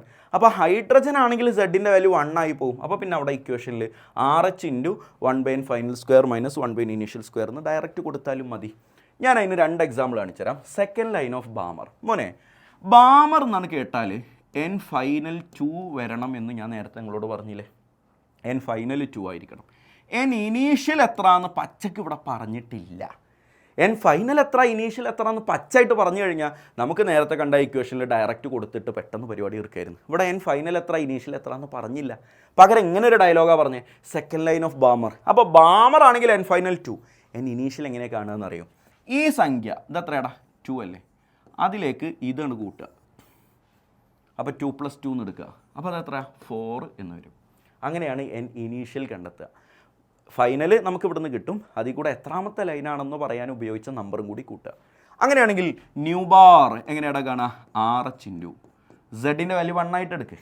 ബാക്കി എന്താ, 1/n ഫൈനൽ സ്ക്വയർ. ഫൈനലിൻ്റെ സ്ക്വയർ എത്രയാടാ, ഫൈനൽ 2, അതിൻ്റെ square 4 minus 1/n initial. Initial എത്രയാടാ, 4, അതിൻ്റെ സ്ക്വയർ 16. ഓക്കെ അല്ലേ? ഇത് ക്രോസ് മൾട്ടിപ്ലൈ ചെയ്യുക. 16 4 പോയാൽ ബാക്കി 12.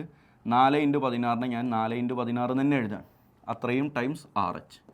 കാരണം ഈ 4ഉം 12ഉം കട്ടായി പോയാൽ ഇവിടെ 3 എന്ന് വരും. സോ ഫൈനലി 3/16 RH എന്നാണ് വരിക. RH-നൊരു വാല്യൂ ഉണ്ട്, അതിവിടെ സബ്സ്റ്റിറ്റ്യൂട്ട് ചെയ്യൽ നിർബന്ധമില്ല. 1096/77 സെൻറ്റിമീറ്റർ ഇൻവേഴ്സ്. ഇതൊന്ന് കാണാൻ പഠിച്ചു വെച്ചേക്ക്. 109677 സെൻറ്റിമീറ്റർ ഇൻവേഴ്സ് ആണ് RH-ൻ്റെ വാല്യൂ. അതിവിടെ സബ്സ്റ്റിറ്റ്യൂട്ട് ചെയ്യണമെന്നില്ല. പിന്നെ എന്തിനാ സാറേ അത് പഠിക്കണേ? അതന്നെ ചിലപ്പോൾ ചോദിച്ചേക്കും. RH-ൻ്റെ വാല്യൂ എത്രയാണെന്ന് ചോദിച്ചാൽ നമ്മൾ എന്ത് ചെയ്യും? ഇവിടെ നിനക്ക് ഇപ്പോൾ കിട്ടിയത് ന്യൂബാറാണ്, വേവ് നമ്പറാണ്. ചിലപ്പോൾ ഇവിടെ ലാംഡ ചോദിച്ചേക്കും. ലാംഡ വേവ് ലെങ്ത് ചോദിച്ചാൽ നിങ്ങൾ എന്താ അറിയോ, ഈ സാധനം തിരിച്ചങ്ങോട്ട് ഇട്ടാൽ മതി. 1/ന്യൂബാർ. ന്യൂബാറിൻ്റെ റെസിപ്രോക്കൽ എഴുതിയാൽ മതി. അപ്പോൾ ഇതിൻ്റെ റെസിപ്രോക്കൽ എങ്ങനെയാടാ, 3ഉം RH-ഉം താഴെ പോകും, ഈ 16 മുകളിലേക്ക് വരും. അപ്പോൾ എങ്ങനെ ഉണ്ടാവുക, 16/3RH. ഇതാണ് wave number, wave length. Clear അല്ലേ? ഒന്നുകൂടെ ചെയ്ത് നോക്കാം. Last line of passion. എടാ, പാഷൻ എന്ന് പറഞ്ഞാൽ എൻ ഫൈനൽ 3 ആണെന്ന് അറിയാലോ. ലാസ്റ്റ് ലൈൻ എന്ന് എവിടെ കണ്ടാലും എൻ ഇനീഷ്യൽ ഇൻഫിനിറ്റി ആയിട്ട് എടുത്തേക്കുക. ലാസ്റ്റ് ലൈൻ വേറെ ഒന്നും നോക്കാനില്ല, N final N initial infinity. So nu bar is equal to RH into 1/n final square. ഫൈനലിൻ്റെ സ്ക്വയർ എത്രയാടാ, 9 അല്ലേ, 3ൻ്റെ square minus 1/n initial square, infinity square. എടാ മക്കളെ, 1/∞ സ്ക്വയറിൻ്റെ വാല്യൂ 0 ആണ്. 1/∞ സ്ക്വയറിൻ്റെ വാല്യൂ 0 ആണ്. അപ്പോൾ ഈ ടേം മൊത്തത്തിൽ 0 ആയിപ്പോയി. So nu bar is equal to RH into 1/9 അഥവാ RH/9 സെൻറ്റിമീറ്റർ ഇൻവേഴ്സ് എന്ന് മാത്രമായി. പരീക്ഷയ്ക്ക് ലാംഡയാണ് ചോദിച്ചെന്നുണ്ടെങ്കിൽ ഇത് തിരിച്ചിടുക, 9/RH. അപ്പോൾ സെൻറ്റിമീറ്റർ ഇൻവേഴ്സ് എന്നുള്ളത് സെൻറ്റിമീറ്റർ എന്നായി മാറും. ഇതാണ് യൂണിറ്റ്. ഇവിടെ സെൻറ്റിമീറ്റർ ഇൻവേഴ്സ് ആണ്, ഇവിടെ സെൻറ്റിമീറ്റർ ആണ്. ഈ ടൈപ്പ് ക്വസ്റ്റ്യൻ വരാറുണ്ട്. ഡൗട്ട് ഉണ്ടെങ്കിൽ വാട്സപ്പിൽ മെസ്സേജ് അയച്ച് ചോദിക്കട്ടോ. ഇതുമായി ബന്ധപ്പെട്ട ഡൗട്ടേ ചോദിക്കാവൂ. ദയവ് ചെയ്ത് നമ്മുടെ പ്രീമിയം കമ്മ്യൂണിറ്റിയിൽ ഏകദേശം 7000-ഓളം മക്കളുണ്ട്. സാറേ ഇമ്പോർട്ടൻറ്റ് ടോപ്പിക്ക് പറഞ്ഞു തരുമെന്നും ചോദിച്ചു. എനിക്കിപ്പോൾ ഈ സമയത്ത് ഈ ക്ലാസ്സിൻ്റെ ഇടയിൽ കൂടെ നിങ്ങൾക്ക് ഇമ്പോർട്ടൻറ്റ് ടോപ്പിക്ക് പറഞ്ഞു തരാനുള്ള നേരം ഉണ്ടാവില്ല.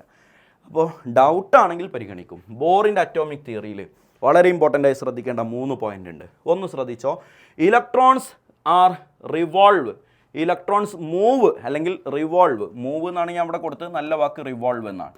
Revolve around nucleus in circular path called orbits having fixed energy. എടാ റുദർഫോർഡ് ഇതേ ഡയലോഗ് നേരത്തെ പറഞ്ഞില്ലായിരുന്നു? ഇതുവരെ റുദർഫോർഡ് പറഞ്ഞതാ. അതിനേക്കാളും ബോർ കൂട്ടിയ ഒരു എക്സ്ട്രാ വേർഡ് ഇതാണ്, അയാളുടെ എനർജി കോൺസ്റ്റൻ്റ് ആയിരിക്കും, ഫിക്സ്ഡ് എനർജി. അപ്പോൾ റുദർഫോർഡ് ഓർബിറ്റിൽ ഇലക്ട്രോൺസ് കറങ്ങുന്നു എന്ന് വരെ പറഞ്ഞിട്ടുള്ളൂ, അതിൻ്റെ എനർജി ഫിക്സ്ഡ് ആണെന്നോ അതിനെപ്പറ്റിയൊന്നും റുദർഫോർഡ് പറഞ്ഞിട്ടില്ല എന്നത് റുദർഫോർഡിൻ്റെ ഡ്രോബാക്ക് ആയിട്ട് നമ്മൾ പഠിച്ചു വെച്ചതാണ്. ബോറായപ്പോൾ ഹാവിങ് ഫിക്സ്ഡ് എനർജി എന്നൊരു ഡയലോഗ് കൂടെ പറഞ്ഞു. എടാ ഒരു ഓർബിറ്റിൻ്റെ റേഡിയസ് കാണാനും എനർജി കാണാനുമുള്ള വളരെ ഇമ്പോർട്ടൻ്റ് ആയ പ്രസിദ്ധമായ 3 ഇക്വേഷൻസാണ് നിങ്ങൾ ബോർഡിൽ കാണുന്നത്. റേഡിയസ് കാണാനുള്ള ഇക്വേഷൻ 52.9 n² π/z. ഇതിൽ n എന്താ z എന്താന്ന് മാത്രം നോക്കിയാൽ മതി. നമ്പർ ഓഫ് ഓർബിറ്റ് ആണ്, അല്ലെങ്കിൽ നമ്പർ ഓഫ് ഷെൽ ആണ് n. എത്രാമത്തെ ഓർബിറ്റ്? 5ാമത്തെ ഓർബിറ്റ് എന്ന് പറഞ്ഞാൽ ഇവിടെ 5² എന്ന് കൊടുക്കുക. z എന്താ പിന്നെ നിങ്ങൾക്കറിയാം, അറ്റോമിക് നമ്പർ. ഓക്കെ അല്ലേടാ? ഇതാണ് റേഡിയസ് കാണാനുള്ള ഇക്വേഷൻ. എനർജി കാണാനുള്ള ഇക്വേഷൻ, ഒരു ഹീലിയം പ്ലസ്സിലെ 10ാമത്തെ ഷെല്ലിലുള്ള ഇലക്ട്രോണിൻ്റെ എനർജി എത്ര? ഇതാണ് ഇക്വേഷൻ. -2.18 × 10⁻⁻18 z²/n². മോനെ ഒന്നുമില്ല, ഈ സംഖ്യയെ മാറിയിട്ടുള്ളൂ, സെഡും എന്നൊക്കെ നേരത്തെ നമുക്ക് അറിയാവുന്നത് തന്നെ. അപ്പോൾ നിങ്ങൾക്ക് കിട്ടുന്നത് ജൂൾ പെർ ആറ്റത്തിലായിരിക്കും. എന്നാൽ ഇലക്ട്രോൺ വോൾട്ടിൽ വേണമെന്ന് ക്വസ്റ്റ്യനിൽ നിർബന്ധം പറഞ്ഞാൽ ഇക്വേഷൻ ഇതാണ്, -13.6 × z²/n². അപ്പോൾ ജൂളിൽ മതിയെങ്കിൽ ഇത് കൊടുക്കുക, ഇലക്ട്രോൺ വോൾട്ടിലാണ് വേണ്ടതെന്നുണ്ടെങ്കിൽ ഇത് കൊടുക്കുക. ഒരുപാട് ക്വസ്റ്റ്യൻസ് ഇതിൽ നിന്ന് ചോദിച്ച് കണ്ടിട്ടില്ല. ബോറിൻ്റെ അറ്റോമിക് തിയറി എന്തെന്ന് ചോദിച്ചിട്ട് ക്വസ്റ്റ്യൻ വരാറുണ്ട്. അപ്പോൾ ഈ ഇക്വേഷനൊക്കെ വെറുതെ ചാമ്പി കൊടുത്തേക്ക്. ബോറിൻ്റെ അറ്റോമിക് തിയറിയിൽ 3 പോയിൻ്റുകളിൽ രണ്ടാമത്തത്, ഒരു ഓർബിറ്റിൽ കറങ്ങിക്കൊണ്ടിരിക്കുന്നിടത്തോളം കാലം ഒരു ഇലക്ട്രോണിൻ്റെ എനർജി കോൺസ്റ്റൻ്റ് ആയിരിക്കുമെന്ന് ഞാൻ പറഞ്ഞു. ആ ഇലക്ട്രോൺ ആ ഓർബിറ്റ് ഇങ്ങോട്ട് ചേഞ്ച് ചെയ്തിട്ട് വേറൊരു ഓർബിറ്റിക്ക് മാറിയാൽ അയാളുടെ എനർജിയും ചേഞ്ച് ആവും. ഓക്കെ, അപ്പോൾ ഒരു ഓർബിറ്റിൽ കറങ്ങിക്കൊണ്ടിരിക്കുന്നിടത്തോളം കാലം ഇലക്ട്രോണിൻ്റെ എനർജി കോൺസ്റ്റൻ്റ് ആണ്. Energy of electron in an orbit is constant. പിന്നെ ആ എനർജി എപ്പോഴാണ് മാറുക? Energy changes when electron changes it's orbit. Orbit തന്നെ ചേഞ്ച് ചെയ്ത് കഴിഞ്ഞാൽ ഇലക്ട്രോണിൻ്റെ എനർജിയും മാറും. അപ്പോൾ ആ ചേഞ്ച് ചെയ്താലുള്ള എനർജി, ചേഞ്ചിൻ എനർജി, ഇത് അത്ര ഇമ്പോർട്ടൻ്റ് ഒന്നും അല്ല, വേണമെന്ന് നിർബന്ധമില്ല. എന്നാലും ഞാൻ എൻ്റെ ഒരു സേഫ്റ്റിക്ക് പറയുകയാണ്, ചേഞ്ചിൻ എനർജി കാണാൻ പറഞ്ഞാൽ ഈ ഫൈനൽ മൈനസ് ഇനീഷ്യൽ, അതായത് ഈ ഇലക്ട്രോൺ ഇപ്പോൾ ഇവിടെ നിന്ന് ഇങ്ങോട്ടാ പോയെന്ന് വിചാരിക്കും. അപ്പോൾ ഇതാണ് ഈ ഇനീഷ്യൽ. അയാളുടെ എനർജി എങ്ങനെയാണ് കാണുക? തൊട്ട് മുമ്പ് ഞാൻ ഇക്വേഷൻ പഠിപ്പിച്ചു തന്നിട്ടുണ്ട്. ഇതാണ് ഈ ഫൈനൽ. ഇയാളുടെ എനർജി എങ്ങനെയാണ് കാണുക? തൊട്ട് മുമ്പ് ഞാൻ ഇക്വേഷൻ ഇങ്ങനെ പഠിപ്പിച്ചു തന്നിട്ടുണ്ട്. അങ്ങനെ ഈ ഫൈനലിൻ്റെ എനർജിയും ഇനീഷ്യലിൻ്റെ എനർജിയും സെപ്പറേറ്റ് ആയിട്ട് കാൽക്കുലേറ്റ് ചെയ്താൽ നിങ്ങൾക്ക് ചേഞ്ച് ഇൻ എനർജി കാണാൻ പറ്റും, ഈ ഫൈനൽ മൈനസ് ഈ ഇനീഷ്യൽ. ഇത് ഭയങ്കര ഇമ്പോർട്ടൻ്റാണ്. Angular momentum of electron is quantized. Quantized എന്താന്ന് ഡീറ്റെയിൽ ആയിട്ടുള്ള ചർച്ചയാണ്. അതിന് കുറേ സമയമില്ലാത്തതുകൊണ്ട് ഞാൻ അവിടെ നിർത്തുകയാണ്. മോനെ ഇത് പഠിച്ചു വെക്ക്. Angular momentum of electron quantised ആണ് എന്ന് പറഞ്ഞാൽ ഒരു മിനിമം വാല്യൂവിൻ്റെ മൾട്ടിപ്പിൾസ് ആണ് എന്നാണ് അതിനർത്ഥം. ക്വാണ്ടൈസ്ഡ് എന്ന് പറഞ്ഞാൽ എല്ലാ വാല്യൂവും പോസിബിൾ അല്ല, അതിനൊരു സ്പെസിഫിക് വാല്യൂസ് ഉണ്ടാകും എന്നാണ് അതിനർത്ഥം. അത് വിട്ടേക്ക്. L ആംഗുലാർ മൊമെൻറ്റം കാണാനുള്ള ഇക്വേഷൻ NH/2π. അപ്പോൾ ഫിഫ്ത്ത് ഓർബിറ്റിലുള്ള എനർജി, ഫിഫ്ത്ത് ഓർബിറ്റിലുള്ള ഇലക്ട്രോൺ എന്ന് പറഞ്ഞു, അതിൻ്റെ ആംഗുലാർ മൊമെൻറ്റം ചോദിച്ചാൽ L = 5h/2π. കണ്ടോ? ആ എന്നിൻ്റെ വാല്യൂ 5 എന്നാണ് ആക്കി കൊടുത്താൽ മതി. ബാക്കിയൊക്കെ സെയിമാ. h/2π എന്നുള്ളത് കോൺസ്റ്റൻറ്റാണ്. അപ്പോൾ NH/2π എന്നതാണ് ഇലക്ട്രോണിൻ്റെ ആംഗുലാർ മൊമെൻറ്റം. മരിച്ചാലും മറക്കരുത്. എടാ ബോറിൻ്റെ അറ്റോമിക് തിയറിയുടെ വളരെ പ്രധാനപ്പെട്ട കുറച്ച് പോരായ്മകളുണ്ട്. എന്താണ് ഡീമെറിറ്റ്സ്? ഒന്ന്, ഇത് ഹൈഡ്രജനെ പോലത്തെ ആൾക്കാർക്ക് മാത്രമേ പറ്റുള്ളൂ. അഥവാ 1 ഇലക്ട്രോൺ സ്പീഷീസുകൾക്ക് മാത്രമേ പറ്റുള്ളൂ. Hydrogen and hydrogen like species. For example He+, Li2+, കണ്ടോ, Be3+, ഇതിലൊക്കെ ഓരോ ഇലക്ട്രോണുള്ളത്. അങ്ങനെ ഓരോ ഇലക്ട്രോണുള്ള ആളുകൾക്ക് മാത്രമേ ബോറിൻ്റെ അറ്റോമിക് തിയറി പറയാൻ പറ്റുള്ളൂ എന്നതാണ് ഏറ്റവും ഫസ്റ്റ് ഡീമെറിറ്റ്. ഇയാൾക്ക് കനോട്ട് എക്സ്പ്ലെയിൻ ചെയ്യാൻ പറ്റാത്ത കുറച്ച് കാര്യങ്ങളുണ്ട്. ഒന്ന്, very very very very important Stark effect. 2, Zeeman effect. ഇത് രണ്ടും പറയാൻ ആൾക്ക് പറ്റിയില്ല. അപ്പോൾ ബോറിൻ്റെ അറ്റോമിക് തിയറിയുടെ ഡീമെറിറ്റ് ചോദിച്ചാൽ ഇത് നിർബന്ധമായി നിങ്ങളുടെ ആൻസറിൽ ഉണ്ടാവണം എന്ന് മാത്രമല്ല, എന്താണ് സ്റ്റാർക്ക് എഫക്റ്റ് എന്ന് മാത്രമായിട്ട് ചോദിക്കാറുണ്ട്. പഠിച്ചു വെച്ചോ മോനെ. Splitting of spectral lines in electric field. Spectral line ഞാൻ നേരത്തെ പഠിപ്പിച്ചില്ലേ, Lyman, Balmer, Paschen, Brackett, Pfund. അത് ഇലക്ട്രിക് ഫീൽഡിൽ എടുക്കുമ്പോൾ അതിങ്ങനെ സ്പ്ലിറ്റ് ചെയ്ത് പോകുന്ന പരിപാടിയെയാണ് സ്റ്റാർക്ക് എഫക്റ്റ് എന്ന് പേര് വിളിക്കുക. ഇനി മാഗ്നറ്റിക് ഫീൽഡിലാണ് എടുക്കണമെന്നുണ്ടെങ്കിൽ ആ സ്പ്ലിറ്റിങ്ങിനെ വിളിക്കുന്ന പേരാണ് സീമൻ എഫക്റ്റ്. അത് പറയാനൊന്നും ബോറിന് പറ്റിയില്ല. എന്താ Zeeman effect? Splitting of spectral lines in magnetic field. Okay, ആ സ്പ്ലിറ്റിംഗ് എന്താണെന്ന് ആലോചിച്ച് കുറേ സമയം ഇരിക്കുകയാണെങ്കിൽ അവിടെ ഇരുന്നോ, അടുത്ത വല്ലതും നോക്കാം പരീക്ഷയ്ക്ക്. അടുത്ത പരീക്ഷയ്ക്ക് എഴുതണം എന്നുണ്ടെങ്കിൽ അത് വിട്ടിട്ട് അണ്ണാക്ക് തൊടാതെ വിഴുങ്ങിക്കോ. Ability of atom to form molecule. ആറ്റങ്ങൾ കൂടി ചേർന്നാണല്ലോ മോളിക്യൂൾ ഉണ്ടാവണേ. അതെങ്ങനെ ഉണ്ടാവണേ എന്ന് പറയാനൊന്നും ആർക്ക് പറ്റിയില്ല? ബോറിന് പറ്റിയില്ല എന്നത് വളരെ ഇമ്പോർട്ടൻ്റ് ആണ്. ഹെയ്സൻബർഗ്സ് അൺസർണിറ്റി പ്രിൻസിപ്പിൾ 2 മാർക്കിനോ 3 മാർക്കിനോ ക്വസ്റ്റ്യൻ വരും. പൊന്നുമോനെ എന്നെ നോക്കിക്കേ, ഞാനിപ്പോൾ ഇങ്ങനെ അനങ്ങാതെ നിൽക്കുകയാണെങ്കിൽ നിങ്ങൾക്ക് എൻ്റെ പൊസിഷൻ കൃത്യമായി പറയാൻ പറ്റും. ഞാനിങ്ങനെ അനങ്ങുകയാണെങ്കിൽ നിങ്ങൾക്ക് എൻ്റെ പൊസിഷൻ പറയാൻ പറ്റില്ല, പകരം എൻ്റെ മൊമെൻറ്റം പറയാൻ പറ്റും, അല്ലെങ്കിൽ വെലോസിറ്റി പറയാൻ പറ്റും. അപ്പോൾ ഞാൻ അനങ്ങാതെ നിൽക്കുമ്പോഴല്ലേടാ എനിക്ക് പൊസിഷൻ ഉള്ളൂ, ഞാൻ അനങ്ങുമ്പോഴല്ലേടാ എനിക്ക് മൊമെൻറ്റം അഥവാ വെലോസിറ്റി ഉള്ളൂ. അപ്പോൾ ഇത് രണ്ടും കൂടി ഒരുമിച്ച് പറയാൻ പറ്റൂല എന്നാണ് ഹെയ്സൻബർഗിൻ്റെ പ്രിൻസിപ്പിൾ. സത്യമാണല്ലോ. എടാ പൊസിഷൻ പറയാൻ പറ്റുന്നുണ്ടെങ്കിൽ ഞാനിങ്ങനെ റെസ്റ്റിലാണ് എന്നാണ് അർത്ഥം. മൊമെൻറ്റം പറയാൻ പറ്റുന്നുണ്ടെങ്കിൽ ഞാൻ മൂവിങ്ങിലാണ് എന്നാണ് അർത്ഥം. ഇത് രണ്ടും കൂടി ഒപ്പം നടക്കില്ലല്ലോ. അപ്പോൾ position and momentum cannot be calculated simultaneously. ഈ നിയമത്തിൻ്റെ പേരാണ് ഹെയ്സൻബർഗ്സ് അൺസർണിറ്റി പ്രിൻസിപ്പിൾ.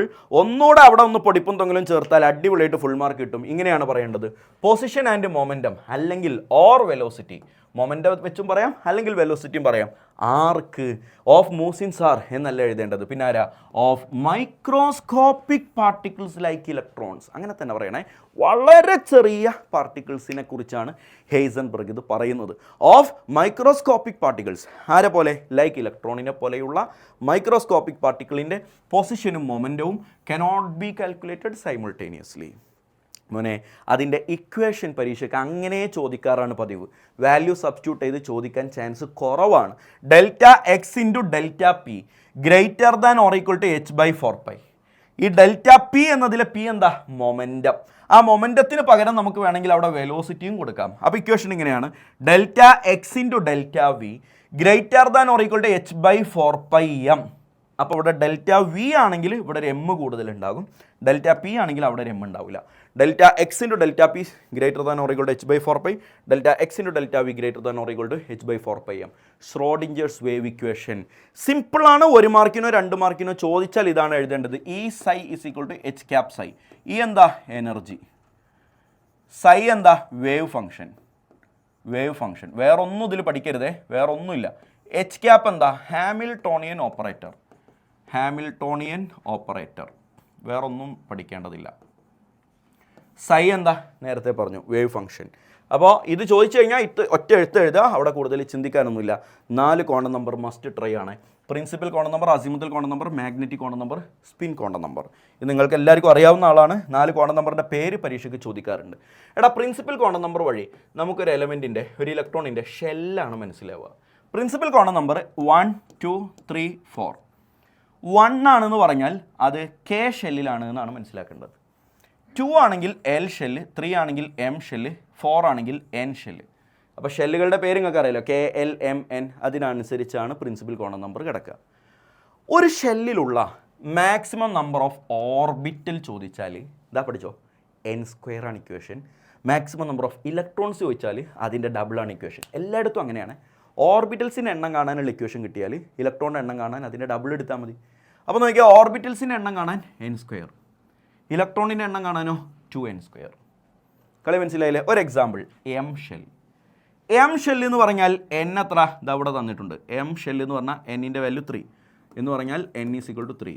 അപ്പോൾ ഇതിൽ എത്ര ഓർബിറ്റൽ ഉണ്ടാവും? എത്ര ഓർബിറ്റൽസ് ഉണ്ട്? എത്ര ഉണ്ടാവും? n². 3ൻ്റെ സ്ക്വയർ ദാറ്റ് ഈസ് = 9. അപ്പോൾ എത്ര ഇലക്ട്രോൺ ഉണ്ടാകും? 2n². 9 × 2 18 ഇലക്ട്രോൺസ്.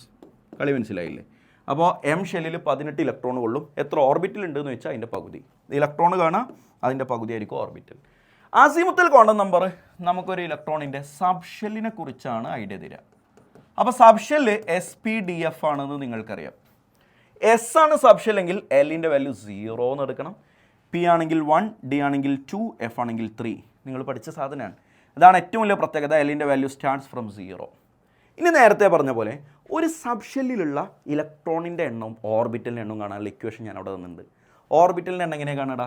2l+1. ഇലക്ട്രോണിൻ്റെ എണ്ണം എങ്ങനെ കാണാം? അതിനെ ഡബിൾ ആക്കുക, 2 × 2l+1. നമുക്കൊന്ന് ചെയ്ത് നോക്കാം. ഡി സബ്ഷെൽ, ഡി എന്ന് പറഞ്ഞാൽ എല്ലിൻ്റെ വാല്യൂ 2 ആണെന്ന് ഇവിടെ തന്നിട്ടില്ലേ? So L = 2. അപ്പോൾ ഓർബിറ്റലിൻ്റെ എണ്ണം എത്ര ആയിരിക്കൂടാ? Orbital = 2l+1. 2 എന്ന് ഇൻറ്റു 2, എല്ലിൻ്റെ വാല്യൂ 2. 2 × 2 4, 4+1 5 ഓർബിറ്റൽസ്.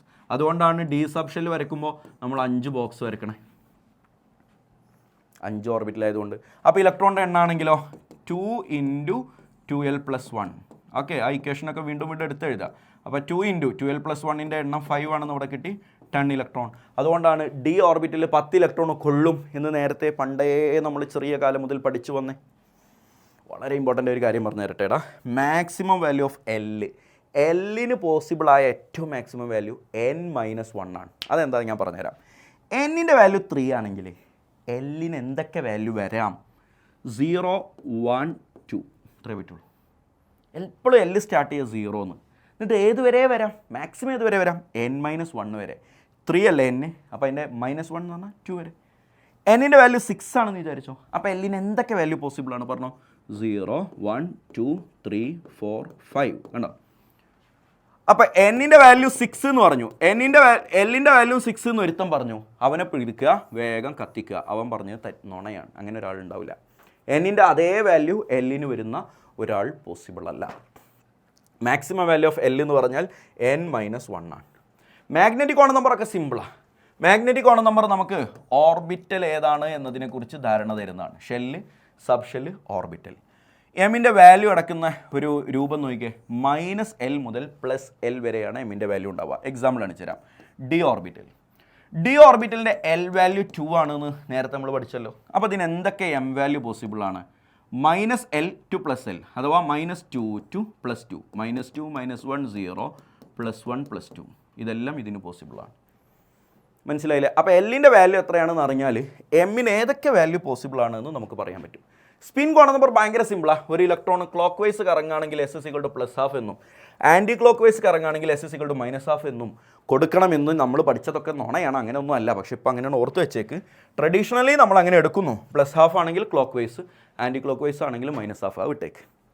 എസ്സിന് ഒരിക്കൽ +½ അല്ലെങ്കിൽ -½ കാണാം, അത്രയും ഓർത്താൽ മതി. ഇതിലേതാണ് ശരി? എടാ, എന്നിൻ്റെ വാല്യൂ 3, എല്ലിൻ്റെ വാല്യൂ 2, എമ്മിൻ്റെ വാല്യൂ -2, എസിൻ്റെ വാല്യൂ +½ കണ്ടിട്ട് വേറെ പ്രശ്നം തോന്നുന്നില്ല, ശരിയായിട്ട് തോന്നുന്നുണ്ട്. അടുത്തിലൊക്കെ എന്താ തെറ്റ് മനസ്സിലാക്കുക. എന്നിൻ്റെ വാല്യൂ 3, എല്ലിൻ്റെ വാല്യൂ 3, അത് തെറ്റല്ലേ? എന്നിൻ്റെ വാല്യൂ 3 വന്നാൽ എല്ലിന് 3 വരില്ല. എല്ലിന് മാക്സിമം 2 വരാൻ പാടുള്ളൂ എന്ന് ഞാൻ നേരത്തെ പഠിപ്പിച്ചു. n3 ഓക്കെയാണ്. L2 കുഴപ്പമൊന്നുമില്ല, ഇതിൻ്റെ താഴെയാണ്. m-3 അത് തെറ്റല്ലേടാ. കാരണം എന്താ? എമ്മിൻ്റെ വാല്യൂ എങ്ങനെയാണ് ഞാൻ പഠിപ്പിച്ചത്? -L to +L. ഇവിടെ L എത്ര വന്ന്? 2. അപ്പോൾ -2 മുതൽ +2 വരെയുള്ള പോസിബിലിറ്റിയെ ഇവിടെ വരാൻ പാടുള്ളൂ. അതിൻ്റെ ഇടയിൽ പെട്ട ആളല്ല -3. That's why that's wrong. n = 0. അപ്പം തന്നെ ഇത് തെറ്റായി. എന്നിൻ്റെ വാല്യൂ 0 ആവില്ല. n starts from 1. n 1 തൊട്ടല്ലേടാ സ്റ്റാർട്ട് ചെയ്യുക. L ആണ് 0 വെച്ച് സ്റ്റാർട്ട് ചെയ്യുക. ഈ അറ്റോമിക് ഓർബിറ്റലൊക്കെ ഒന്ന് റെപ്രസെൻറ്റ് ചെയ്തേ. n3, L0. L0 എന്ന് പറഞ്ഞാൽ S അല്ലേടാ. അപ്പോൾ എങ്ങനെയാ? 3s. എന്നിൻ്റെ വാല്യൂ ആദ്യം കൊടുക്കുക. L0 എന്ന് പറഞ്ഞാൽ S, അപ്പോൾ 3s. n4 എന്ന് പറഞ്ഞാൽ 4 കൊടുക്കുക. L2 എന്ന് പറഞ്ഞാൽ D ആണെന്ന് ഞാൻ പഠിപ്പിച്ചില്ലേ, അപ്പോൾ 4D. സിമ്പിൾ അല്ലേ?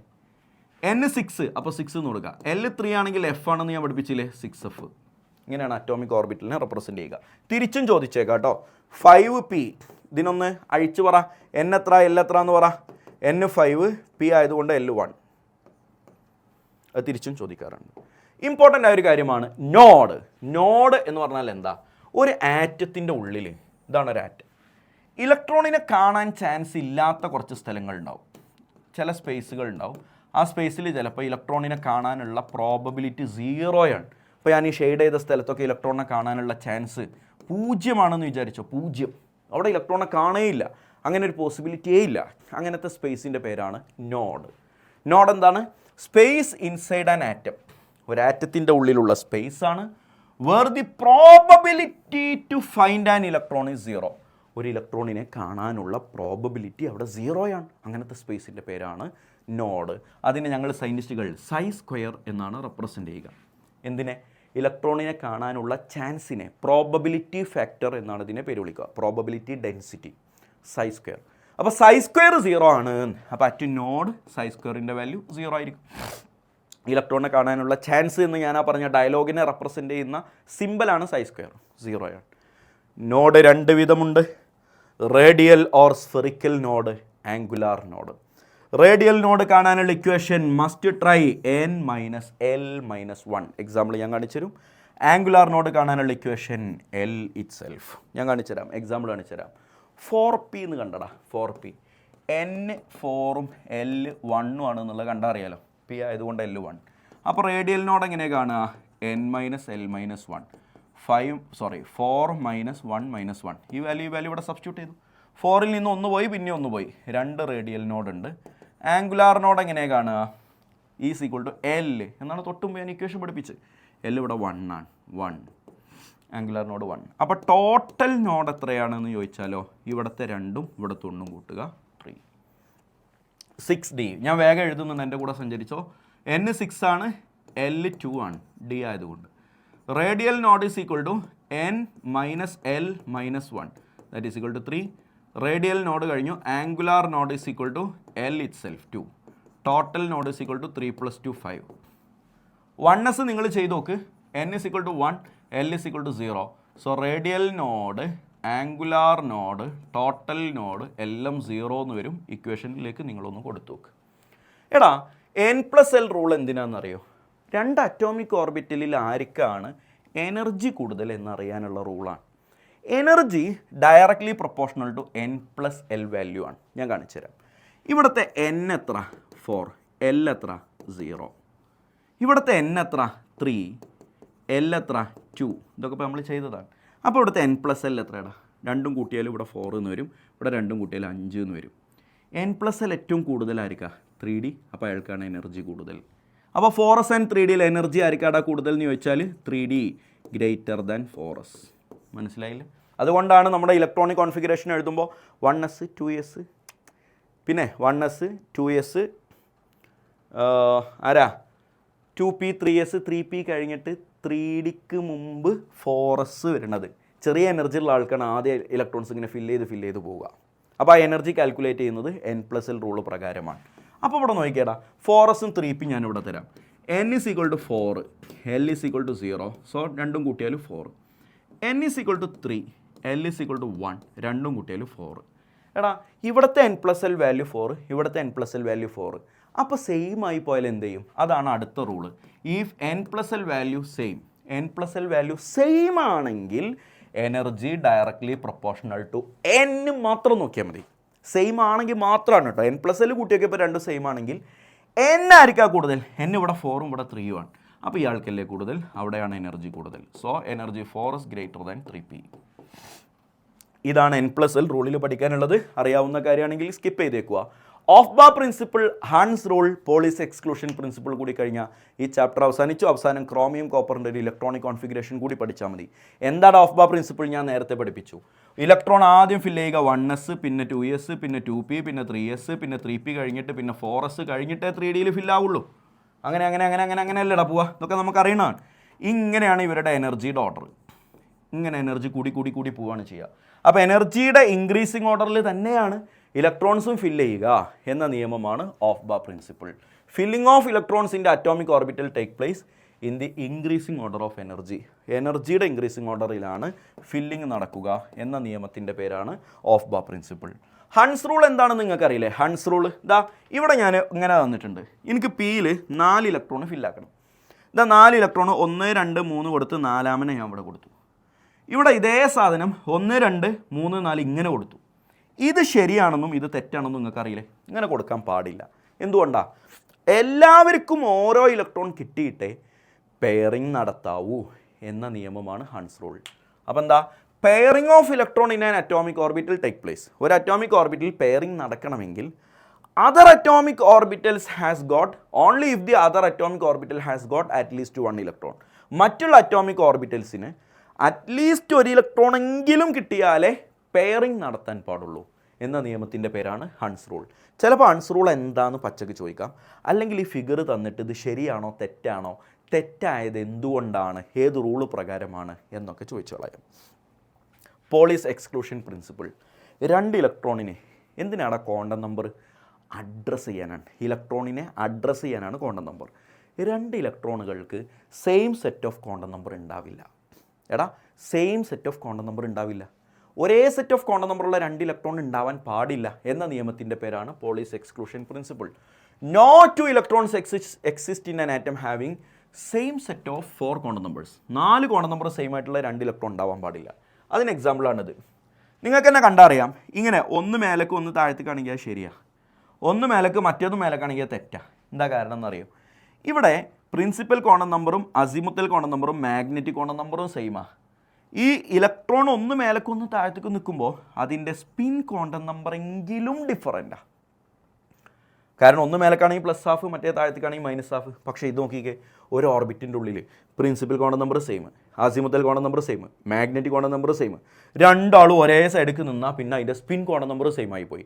അങ്ങനെ 4 ക്വാണ്ടം നമ്പർ സെയിം ആകുന്ന 2 ഇലക്ട്രോണുകൾ ഒരു ആറ്റത്തിൽ ഉണ്ടാവാൻ പാടില്ലെന്ന നിയമത്തിന് ഞങ്ങൾ സയൻറ്റിസ്റ്റുകൾ വിളിച്ച പേരാണ് Pauli's exclusion principle. Finally chromium കോപ്പറിൻ്റെ എക്സെപ്ഷണൽ ഇലക്ട്രോണിക് കോൺഫിഗറേഷൻ അറിയില്ലേ? 4s2 3d4 എന്നത് തെറ്റാണ്. 4s1 3d5 എന്നതാണ് ശരി. നിങ്ങൾക്ക് അറിയണമല്ലേ, ഇവിടെ നിന്ന് ഒരു ഇലക്ട്രോൺ ഇങ്ങോട്ട് കൊടുക്കും. കോപ്പറിലും 4s2 3d9 എന്നത് തെറ്റാണ്. ഒരു ഇലക്ട്രോൺ ഇങ്ങോട്ട് കൊടുത്തിട്ട് 4s1 3d10 എന്നാക്കും. എന്തിനാണ്? 3d10 full ഫിൽഡാണ്. ഫുൾ ഫിൽഡ് ആകുമ്പോൾ അതിന് ഹൈ സ്റ്റെബിലിറ്റിയാണ്. എന്ന പോലെ ക്രോമിയം ഹാഫ് ഫിൽഡാണ്. ഹാഫ് ഫിൽഡ് 3d5 ഹാഫ് ഫിൽഡാണ്, അതിനും നല്ല ഹൈ സ്റ്റെബിലിറ്റിയാണ്. ഇതോടുകൂടെ സ്ട്രക്ചർ ഓഫ് ആറ്റം അവസാനിച്ചു. മറ്റ് ചാപ്റ്ററുകളൊക്കെ ഉടനെ തന്നെ നിങ്ങളുടെ ഗ്രൂപ്പുകളിലേക്ക് വരും. നിങ്ങളെല്ലാവരും ഏതെങ്കിലും ഒരു പ്രീമിയം കമ്മ്യൂണിറ്റിയിൽ മെമ്പർ ആണ് എന്ന് ഉറപ്പിക്കുക.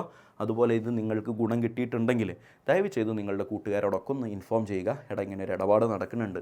ബാക്കി ഇതിപ്പോൾ ഒരു ഏകദേശം 1 അവറിനോളം നമ്മൾ ക്ലാസ് എടുത്തിട്ടുണ്ടെന്ന് എനിക്കറിയാം. പക്ഷേ അതിൽ കണ്ടൻറ്റ് സ്കിപ്പ് ചെയ്യാനില്ലാത്തത് കൊണ്ടാണ്. ചെറിയ ചാപ്റ്റേഴ്സൊക്കെ നമുക്ക് അരമണിക്കൂറിൽ തന്നെ വൈൻഡപ്പ് ചെയ്യുകയും ചെയ്യാം.